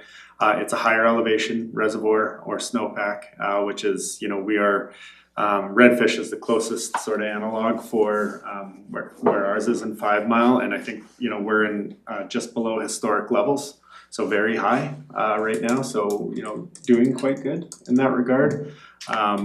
Typically this time of the year, there would be lower and mid elevation snowpack coming in, which would be melting and kind of running through the system. So it's really that high level snowpack that we rely on for our system to last, as well the groundwater, how much is the sponge filled up.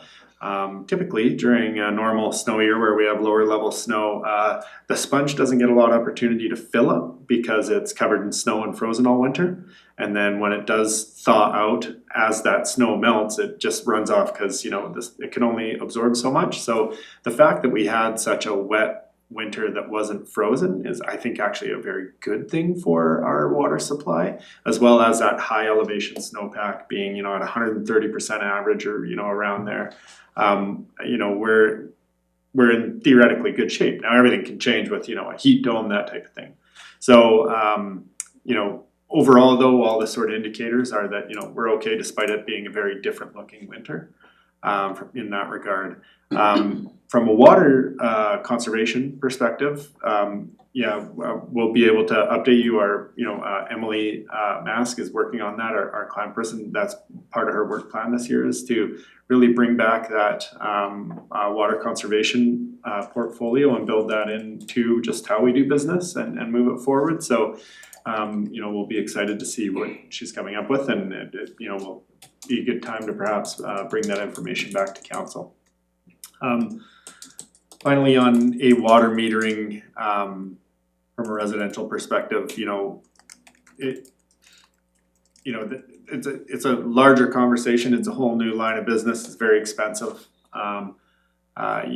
We are, as the years go by, we are working our way toward the lake, understanding that at some point our population will just be such that using 5 Mile as a water small, 5 Mile, Celis, and then Anderson and Fell as our water sources won't be sufficient for our population. So we know that eventually we'll have to go to the lake, as well having, while we have, diversified amongst watersheds, it's good to have that diversity. If we were to be significantly impacted by a wildfire, we'd be in a real tight spot to be able to produce drinking water out of either of those drainages. And the fact of the matter is, if you had a wildfire that was big enough to impact 5 Mile in a negative way, like burn up the whole drainage or a large portion of it, chances are our other drainages, they're all right there. So, would likely be at risk. So that is, we do continue to work towards the lake, one day moving toward that, just as a resilience measure, such that if we do find ourselves in that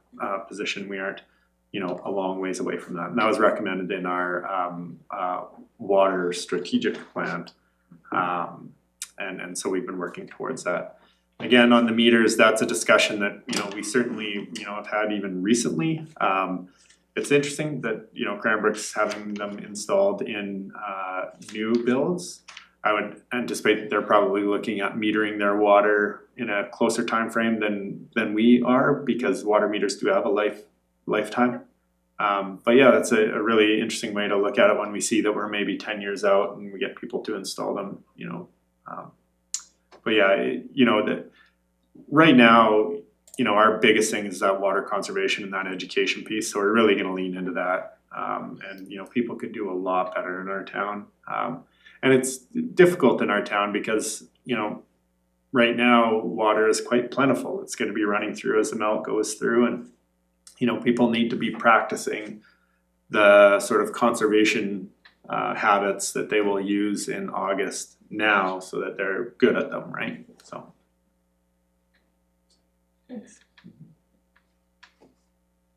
Is that everything you wanted to share with the table? That was it for me. I just have a question about Josephine, actually. Was that, you said by May long that would be wrapped up. Was that the original time frame, or did something sort of happen in there somewhere? Was there an unanticipated thing, or was that always the plan? That was the original time frame. Yeah, we did have those CP, like sinkholes in CP that limited the number of people on. Just because you had to site. divert staff. Yeah. I see. Yeah. Okay, thanks. Anything else for Jan? So we're at 6:05 for dinner, and we can do some council reports aren't on here. We moved those to committee of the whole, that's why. Yeah. So no reports. None. Any further questions for staff before we recess for dinner? Okay, we have a resolution to recess for dinner, please. Councillor Woodward, second by Councillor Lochtenberg. Everybody that wants to eat, say aye, and we'll be back at 7 p.m. Thanks so much.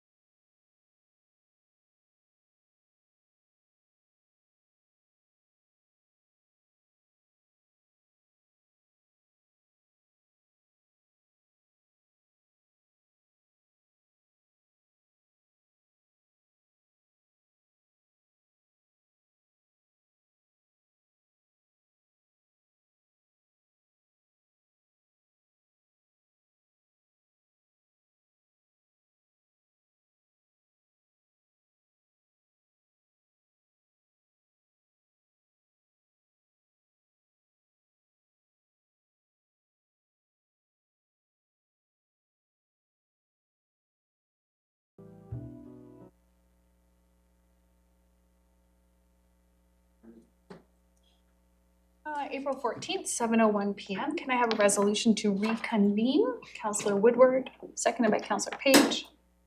All those in favor?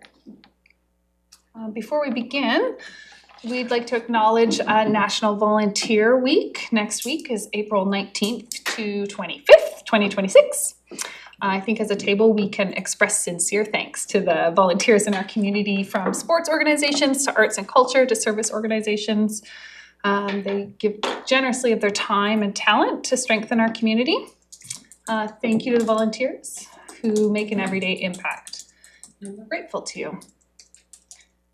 And further, let's pause a moment to acknowledge the 10th anniversary of the toxic drug crisis being declared a public health emergency in British Columbia. We remember the lives lost and the families and communities that are forever changed. We know, and I know, that everyone has been touched by the impacts of this crisis in our province. In this moment of remembrance, we also acknowledge the work of frontline and peer workers in our community. Their care and commitment continue amid deep loss. As we honor their efforts, we keep our focus on those we've lost and the grief that remains with us. Thanks everyone for being here tonight.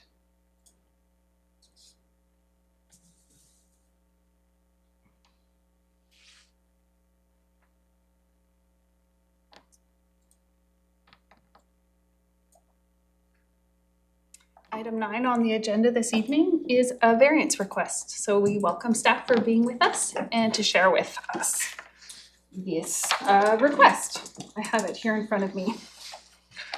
Development Services has received a development variance permit application for 213 West Houston Street.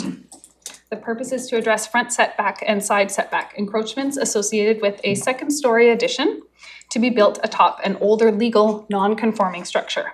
The addition would require some variances, and staff recommend council approve the DVP request. Go ahead.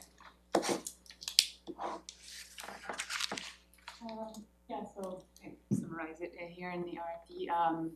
We are dealing with a house that was built prior to the regulations, current regulations being in effect. That's why this house sits currently in the required setbacks, and it is existing non-conforming, so pretty much building any type of addition would be non-compliant. And staff has reviewed the variance, again, the city's evaluation criteria, and concluded that the request was reasonable, maintains the intent of the regulation, and minimizes any potential negative impacts on neighbors and the streetscape.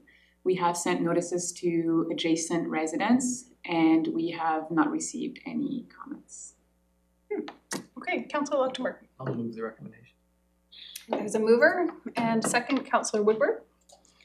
Are there any questions or comments? Councillor Payne. I'm just curious how the addition improves the building's energy efficiency. I was looking at trying to figure that out. They are, as part of their renovation, they are doing a couple of building upgrades to improve the efficiency of the house. So of the original Like one or the insulation, addition part? I believe I would have to read It's the. okay. Yeah. I was just interested in how that would, yeah, if it's included. I didn't see that when I was looking at the plans, but I probably just wouldn't have noticed if I didn't, but thank you. Councillor Pinheiro, bless you. Yeah, I mean, it looks pretty straightforward, but like, they're not expanding the footprint whatsoever, and anything that's not in compliance is just because it wasn't that way before, right? That seems pretty straightforward to me. I have a question. Would this be something under the new bylaws that would not come back to council because it fits under some kind of very limited change question? The front setback would not be required, but the side setback would still require council approval. Because of that 5% piece? Interesting, okay. Any other questions? Councillor Luxembourg, do you want to read the recommendation, please? Sure.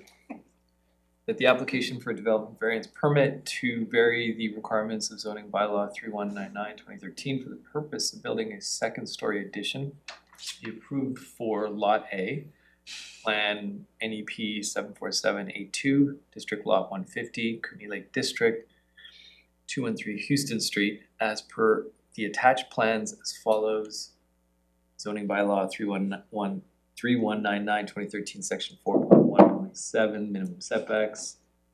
And zoning bylaw 3199/2013, section 1.2.3A, exceptions to citing requirements for eaves. If there's no further questions, then we can have a vote. Everyone in favor? Anyone opposed? The motion carries. The motion? Recommendation. It's a motion. Thank you. Thank you very much.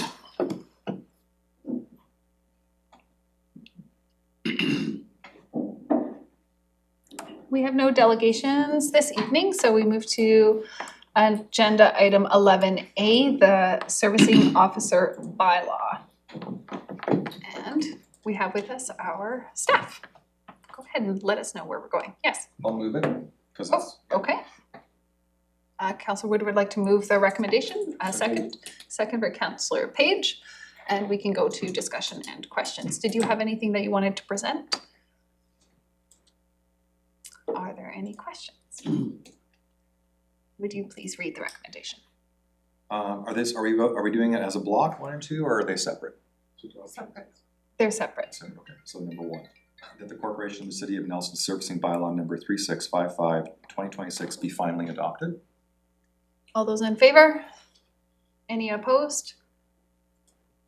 That carries. I see that Mayor Morrison has joined us. Thank you, Mayor. I'll move the second. Moved by Councillor Woodward. Seconded by Councillor Page. Would you go ahead and read it? Number 2, that the council adopt servicing officer decision-making policy number 54001015. If there's no further questions, we can vote. All those in favor? Any opposed? And that carries. Thank you. Thanks for coming. Sorry. Oh, yeah, I forgot that one. Yeah, thank you. You're welcome. Oh boy, Kate. So now we are on item 11B, the 5-year financial plan. The 5-year financial plan bylaw for the period 2026-2030 was presented to council on March 17th, 2026. This plan includes the revenues and expenditures planned for 2026 to 2030 that have been presented to both council and the public. All proposed expenditures, funding sources, and transfers to or between funds must be included in the plan. Both the operating budget and the capital budget information are attached in Schedule A of the bylaw. The 5-year financial plan 2026 to 2030 bylaw number 3660-2026 is presented to council for adoption. Would anyone like to move the recommendation? Move. Councillor Woodward? And any second? Councillor Lochtenberg? Are there any questions or discussion? Councillor Woodward, would you read the recommendation, please? Thank you. The 5-year financial plan 2026-2030 bylaw number 3660-2026 be finally adopted. All those in favor? Any opposed? This carries. Thank you. Item 11C, the fees and charges special events amendment bylaw 3657-2026. And Parks Housekeeping Amendment Bylaw 3658-2026. So, item 11C is the bylaw amendment related to special events general policy. On March 3rd, 2026, staff presented the special events general policy along with related amendments to the insurance liability coverage third-party policy, the fees and charges bylaw, and the parks bylaw to council for consideration. That was a lot. Council adopted the policies and passed 3 readings of each bylaw. Council is now asked to adopt fees and charges, special events fees, amendment bylaw 3657-2026, and the Parks Housekeeping Amendment Bylaw number 3658-2026. There are 2 recommendations. Council Woodward moves the first recommendation. This one, yes. Is there a second? Councillor Page. Are there any questions? Shall I read it? Please. That, number 1, that the Corporation of the City of Nelson Fees and Charges Special Events Amendment Bylaw number 3657-2026 be finally adopted. All those in favor? Any opposed? The motion carries. Guess I'll move number 2. Number 2 moved by Councillor Woodward. Seconded by Councillor Payne by eye contact. Are there any questions? That the Corporation of the City of Nelson Parks Housekeeping Amendment Bylaw number 3658-2026 be finally adopted. Thank you. All those in favor? Are there any opposed? That carries.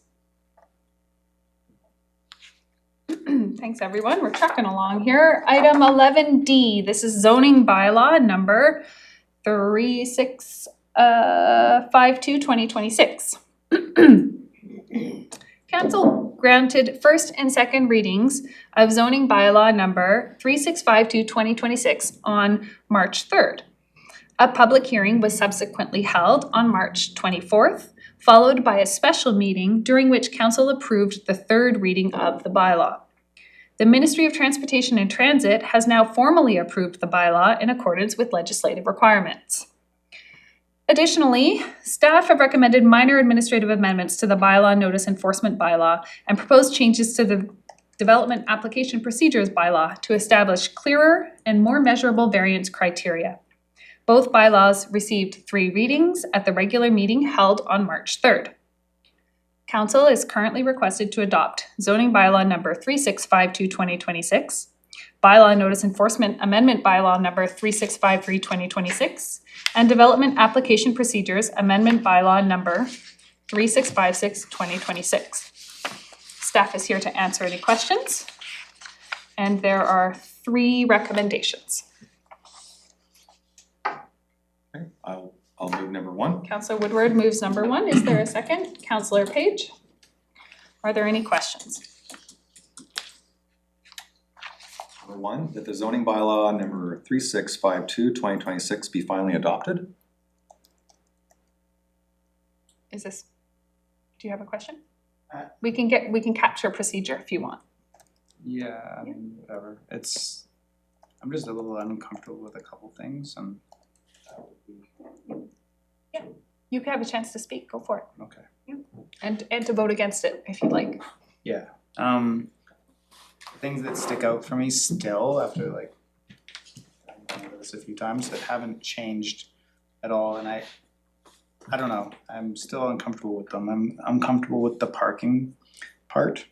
I think that it's a bit of a crisis and we're not, that seems like a potential backward step in solving that problem, that to go back to, whatever it is, 0.5 of a parking stall, or is that what it is? Yeah. For housing projects. Yes, I understand, but, and then also, I mean, yeah, I parking is a sort of a citywide problem, affordable housing, resident or not. And so just, it all kind of seems to me that will trickle down to other people as well. You have to park on the street.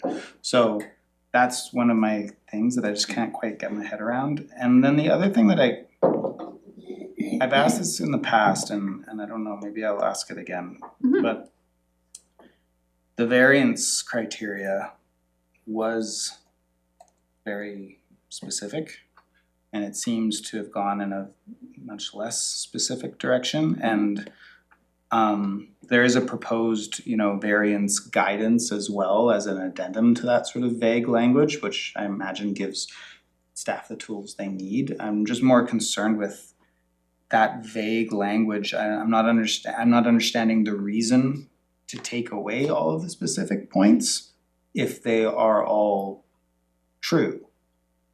And they seem to all make sense to me, you know, and so I struggle with the reason for being vague, because I think that, you know, people want consistency and transparency in, if they're asking for something, they need to know what they're asking for and why.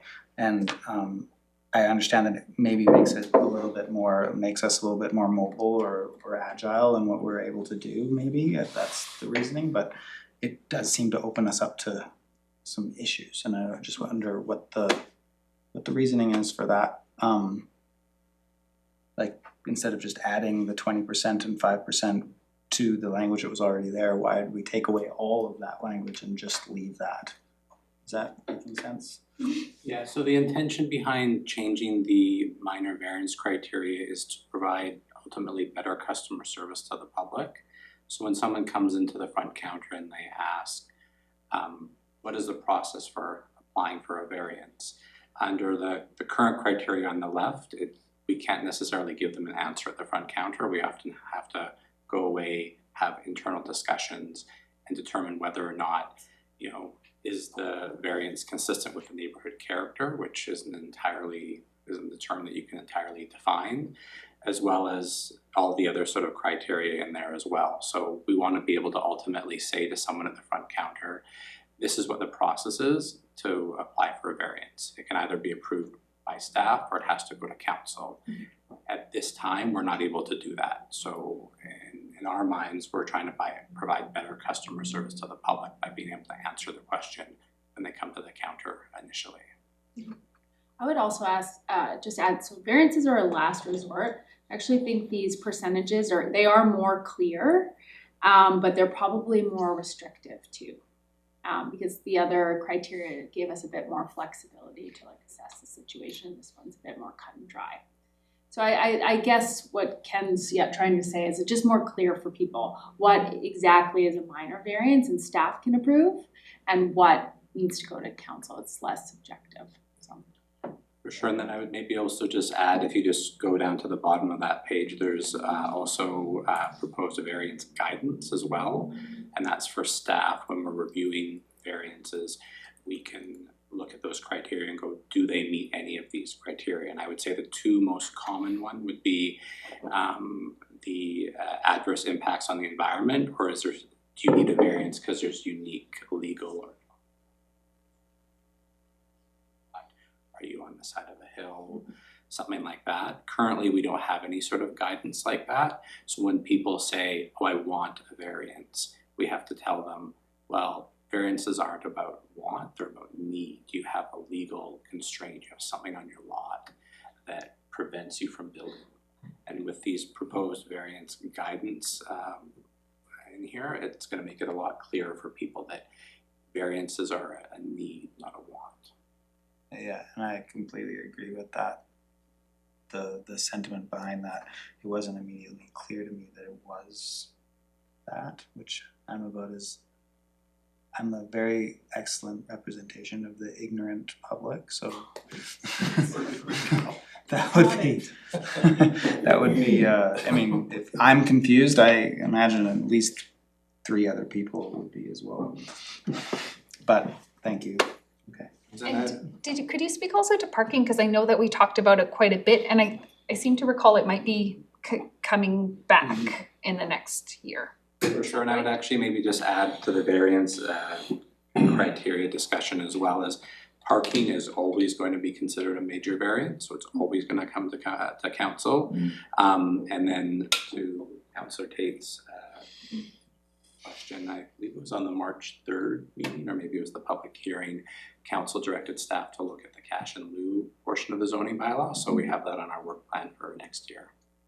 Okay, yeah, because that is another piece of that for sure.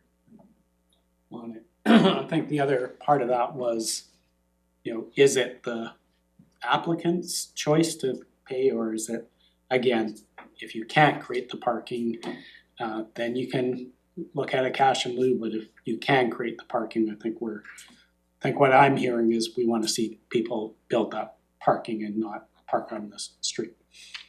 That's thank you, because I think that language is very important and changes things. Like if it's a variance, like there is no possibility to build parking in that lot, then pay for the impact that will have. It's just an added cost. It's not a want. We don't want parking because we all that's good. So that's in a work plan already? Yeah, so that's what we'll bring back on the in 2027, so it's not just what the fee for should be, but when does it apply? Yeah. Thank you. Thanks. Any further discussion on recommendation number 1? Can I read it? You can read it again. Yes, thank you. 1, that the zoning bylaw number 3652, 2026 be finally adopted. All those in favor? Any opposed? Would you like to be recorded as opposed? I don't care. Sure. Also, Mayor? Sorry, record, thank you. So record Mayor Morrison, please. Thank you. It passes. Thanks. Recommendation number 2. Okay, Councillor Woodward. I will move it. Councillor Page will second. Okay, number 2, that the bylaw notice enforcement amendment zoning bylaw update bylaw number 3653, 2026 be finally adopted. Are there any, could staff just remind us what this one is about? Bylaw notice enforcement bylaw amendment. It's on the bottom of page 4. It's housekeeping related to the new zoning bylaw. Right. Correct. Just, we had to update the sections for that notice enforcement bylaw to align with the new zoning bylaw. Just some cleanup items. Delete some ticket categories because they were redundant. Yes, Yeah, I'm with you. So it's the bylaw that allows us to enforce the zoning. that's right. Easier way to say that. Yes. Any questions? I'll call for the vote then. All those in favor? Recommendation number 2. Anyone opposed? That carries. And we're on recommendation number 3. Okay. Moved by Councillor Woodward, seconded by Councillor Payne. Alright, number 3, that the development application procedure amendment variance criteria bylaw number 3656, 2026 be finally adopted. We had some conversation on this just now, the variance. Are there any further questions? All those in favor? Any opposed? 1 opposed, that carries. Would you like to be recorded? Okay, thank you. Very good, thanks very much. Item 11E, correct. Business license bylaw. Thanks for joining us. The proposed business license bylaw updates the current bylaw with clearer wording, modernized regulations, improved consistency, and removal of outdated terms. Fee categories have been consolidated for clarity, reflecting Nelson's evolving business community.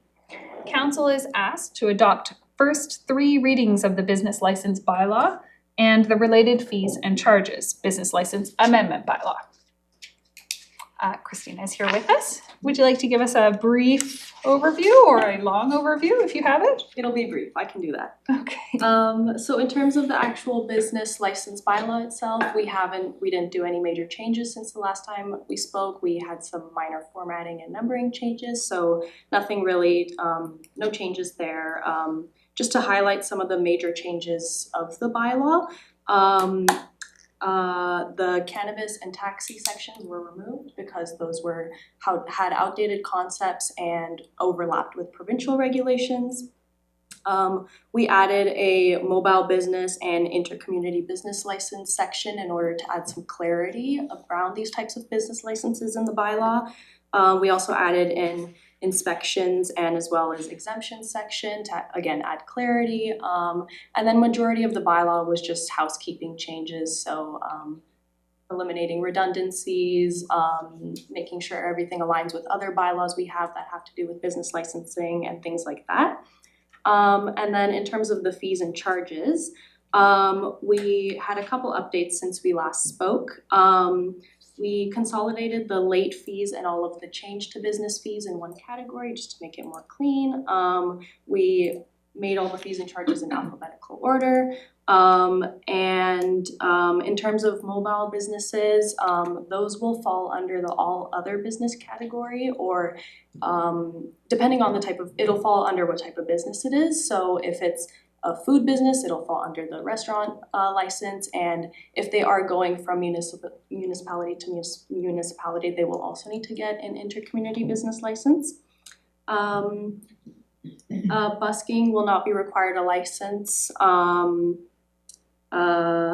We made the professional definition in the fees and charges bylaw. We updated that to make it a bit more clear hopefully it's more clear to the public what a professional means. And we're also working on updating the application form and the website to make it as easy as possible for people to, work through our business license bylaw and application form. Yeah, those were kind of the biggest highlights I had for the fees and charges changes.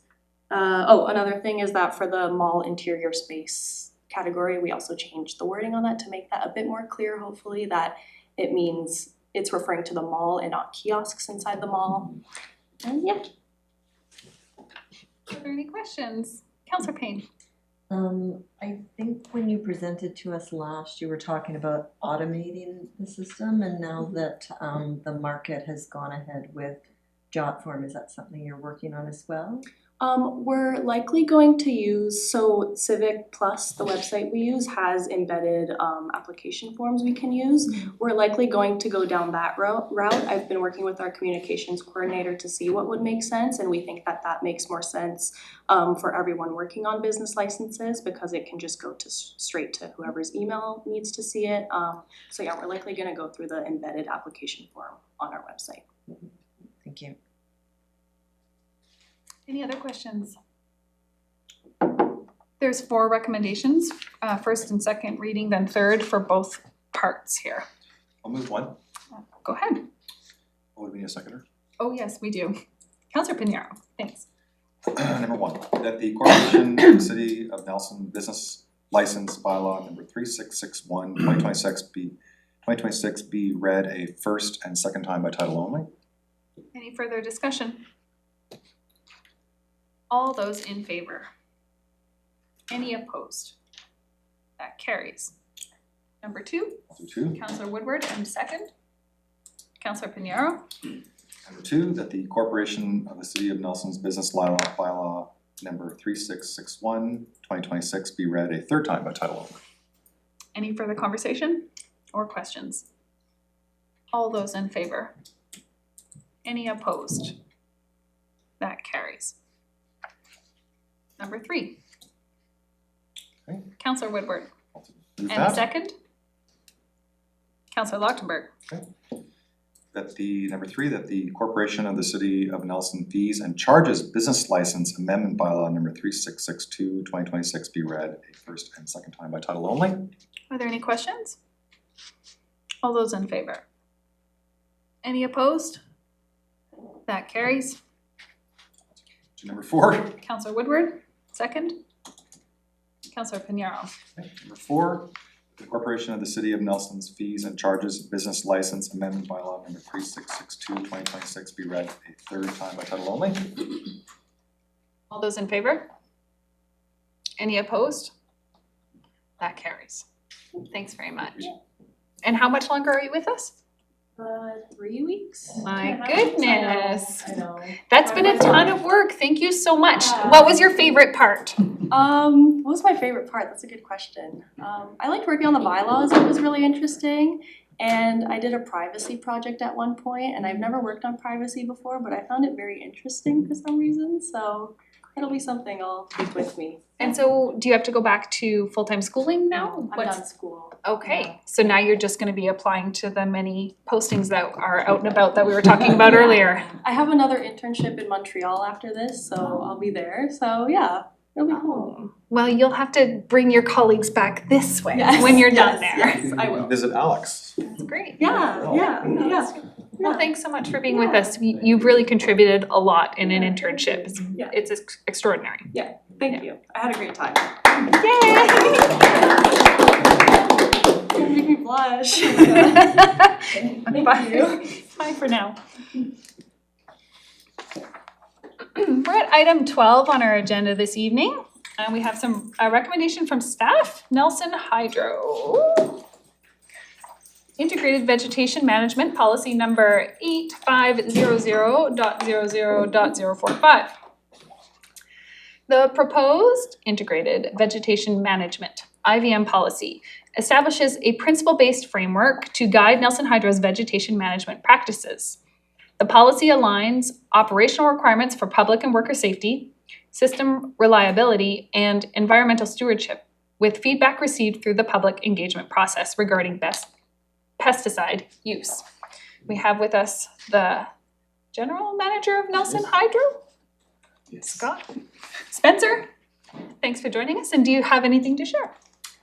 I think it's appropriate that I make a few comments, and I appreciate council's time to peruse the very voluminous amount of documents that were attached to the RFD. Hope you appreciate that is a reflection of how important Nelson Hydro, and I think as society in general, puts on vegetation management, in particular the use of pesticides in our environment. Just to frame the policy a little bit, I'll provide a little bit of background. Nelson Hydro has had pest management plans which regulate the use of pesticides by the utility for over 15 years. They're renewed every 5 years. In 2025, we refreshed the policy or the pest management plans. As part of that, we made public notices for comments from the public on those plans. And in this round of refresh, it attracted quite a bit of public attention and caused Nelson Hydro to take a step back and take a hard look at those plans. We did create a Let's Talk pest management site to gather feedback as well as to help educate the public on that. We held a public open house where we engaged the public to hear their feedback on our pest management plans so that we could fully understand what their concerns were. As a result of that feedback, we have shifted the way that we are presenting the pest management plans. We took a step back and had some conversations with the Ministry of the Environment, and one of the things that came out in those conversations were that Nelson Hydro actually falls well below the minimum requirements for submitting pest management plans to the province, and that it would be an advantage to the utility as well as to the province if we just managed it under the permits and licenses of licensed applicators of pesticides.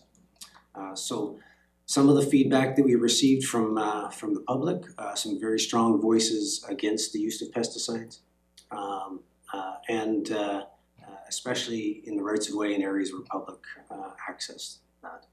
So the pest management plans as written allowed Nelson Hydro to use pesticides in certain conditions and certain areas, but as was clearly pointed out and rightfully so by the public, there are no real guardrails around that. Nelson Hydro has only applied pesticides twice in the last 10 years, and those have both times have been within the confines of our substations and power plant, where the public does not have access to. But the plans allowed us to be able to sort of use pesticides more broadly, and sort of any other checks and balances than sort of a few notices to the public. So what we decided to do is create the policy that we have before council today that provides those guardrails. We posted some of our findings that give us some of those guidelines on our Let's Talk Let's Talk Pest Management site in January to allow the public to provide feedback on. And the core of those recommendations is built into the policy that you see before you right now. So what we've done is we've provided some principles upon which pesticide use and vegetation management in general will be applied, with the priority being on mechanical use and manual methods of vegetation management, and that pesticide use would only be used in last case scenarios where other options were not effective, or there was safety or environmental concerns around that. So that's the frame for the policy itself. We embedded all of the existing documents. So Nelson Hydro already had in place a vegetation management best practices, a nesting bird best management practices document, as well as public engagement framework, and of course the pest management plans. All of those documents have very good information that help guide us there. The policy itself frames all those documents fall under the policy, and should the policy be approved, Nelson Hydro will review all of the existing documents and make amendments to make sure that they fully align with the new policy.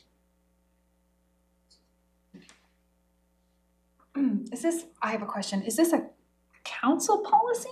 Yes. Yeah, just like any of our other policies, this is the council policy that basically governs the implementation of all the other things and adopts the other policies that help define the pieces of the other. That is correct. The intention is to put the governance of vegetation management, integrated vegetation management, which includes pesticide use, in the hands of council, so that it's not at the discretion of Nelson Hydro or Nelson Hydro staff to be able to make decisions on there, that they are guided by the policy itself approved by council. And the I think from the public house that Councillor Payne and I were at, the principles I think are of most interest in that, and you just described it, that the chemical treatment may only be used where, and kind of that prioritization of vegetation management possibilities, treatments, practices. Okay, any questions from council? Curiosities, thoughts? Councillor Woodward. Well, I just want to thank you for the immense amount of work, GM. And I think you really did listen to the community and you integrated it into this whole framework. I know it's a challenge with some pest management, is can be very, very challenging without pesticides, but I think the guardrails are obviously quite abundant here. And so I feel like there's a lot of ability for the public through council to control that application. So thank you very much for this years of work.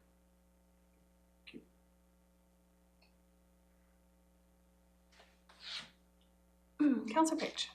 Yeah, I'll just reinforce that I think you did a lot of great work to build trust with the community in this particular instance.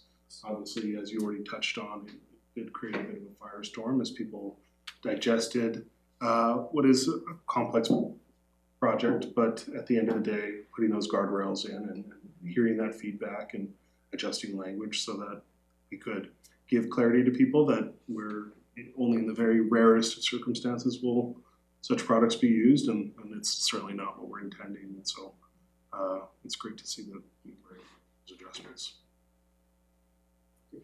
So there is a recommendation provided in the agenda. Councillor Woodward. I'll move the recommendation. And a second. Councillor Lochtenberg.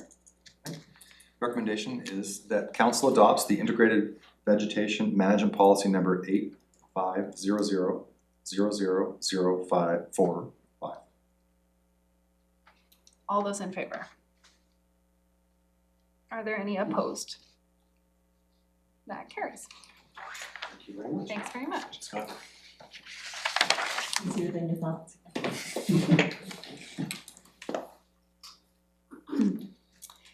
Item 12B, on March 18th, 2026, council was advised through the attached report of staff's recommendation to sole source procurement to the lowest cost quotation received prior to its expiry on March 24th, 2026. That report is being included in tonight's agenda for council's receipt.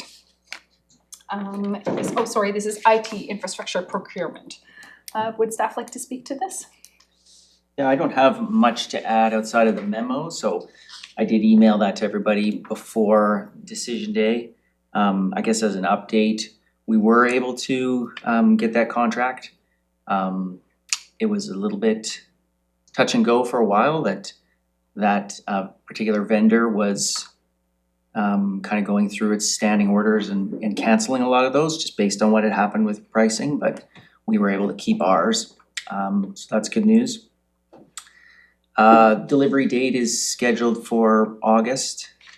We're in the meantime kind of going along with the infrastructure that we do have. We actually had an outage on the weekend on Saturday where some of the city servers went down for about 3 hours. So that's kind of part of this replacement program. So the staff were able to put it back together, and luckily it was on a Saturday, which is when we do most of our backing up. So it's a bit more of a opportune time for that kind of thing to happen anyway. That's kind of why it happened, is because we were doing some backing up on the weekend, but everything buzzed back and running by the time folks came to work, so that's good. But yeah, it's definitely time for us to move ahead with this solution. Any questions? There's a recommendation in the package. Moved by Councillor Lochtenberg, second by Councillor Woodward. This is the one IT, it's 12B. That council receives a report presented by staff for information. All those in favor? Are there any opposed? This carries. Thanks very much. Moving on to the usual 13A, we have reports. And we have reports from Development Services, Finance, and Corporate Administration. Would anyone like to pull anything out for questions? Comments, curiosities?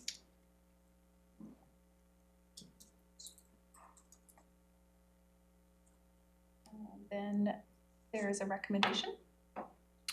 Moved by Councillor Woodward. Second by Councillor Lochtenberg. The council receives the reports presented by staff for information. All those in favor? Are there any opposed? This carries. 13B, we have the minutes. We have minutes from the Cultural Development Committee, Nelson Public Library, and the Nelson Housing Committee. Are there any that you would like to pull out for questions, curiosities, or comments?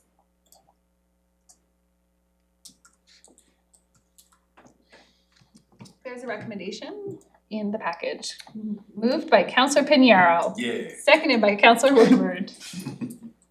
The council received the committee and commission meeting minutes for information. All those in favor? And that carries.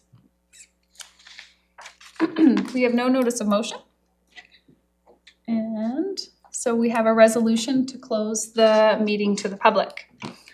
That it is the opinion of the council that the public interest requires that persons other than members of council and staff in any approved audiences be excluded from this meeting, and that the special closed meeting of council continue under section 91A(c) and E of the community charter to deal with matters relating to the following: labor relations, personal information about an identifiable individual who holds or is being considered for a position as an officer, employee, or agent of the municipality or another position appointed by the municipality, and the acquisition, disposition, or expropriation of land or improvements if the council considers that the disclosure could reasonably be expected to harm the interests of the municipality. Do we have a mover? Councillor Pinheiro, and a second? Councillor Woodward, all those in favor? So we'll just take a break to move off, and I think we might have guests coming around 8 o'clock. Okay, are we gonna wait till 8? Yes, I think so.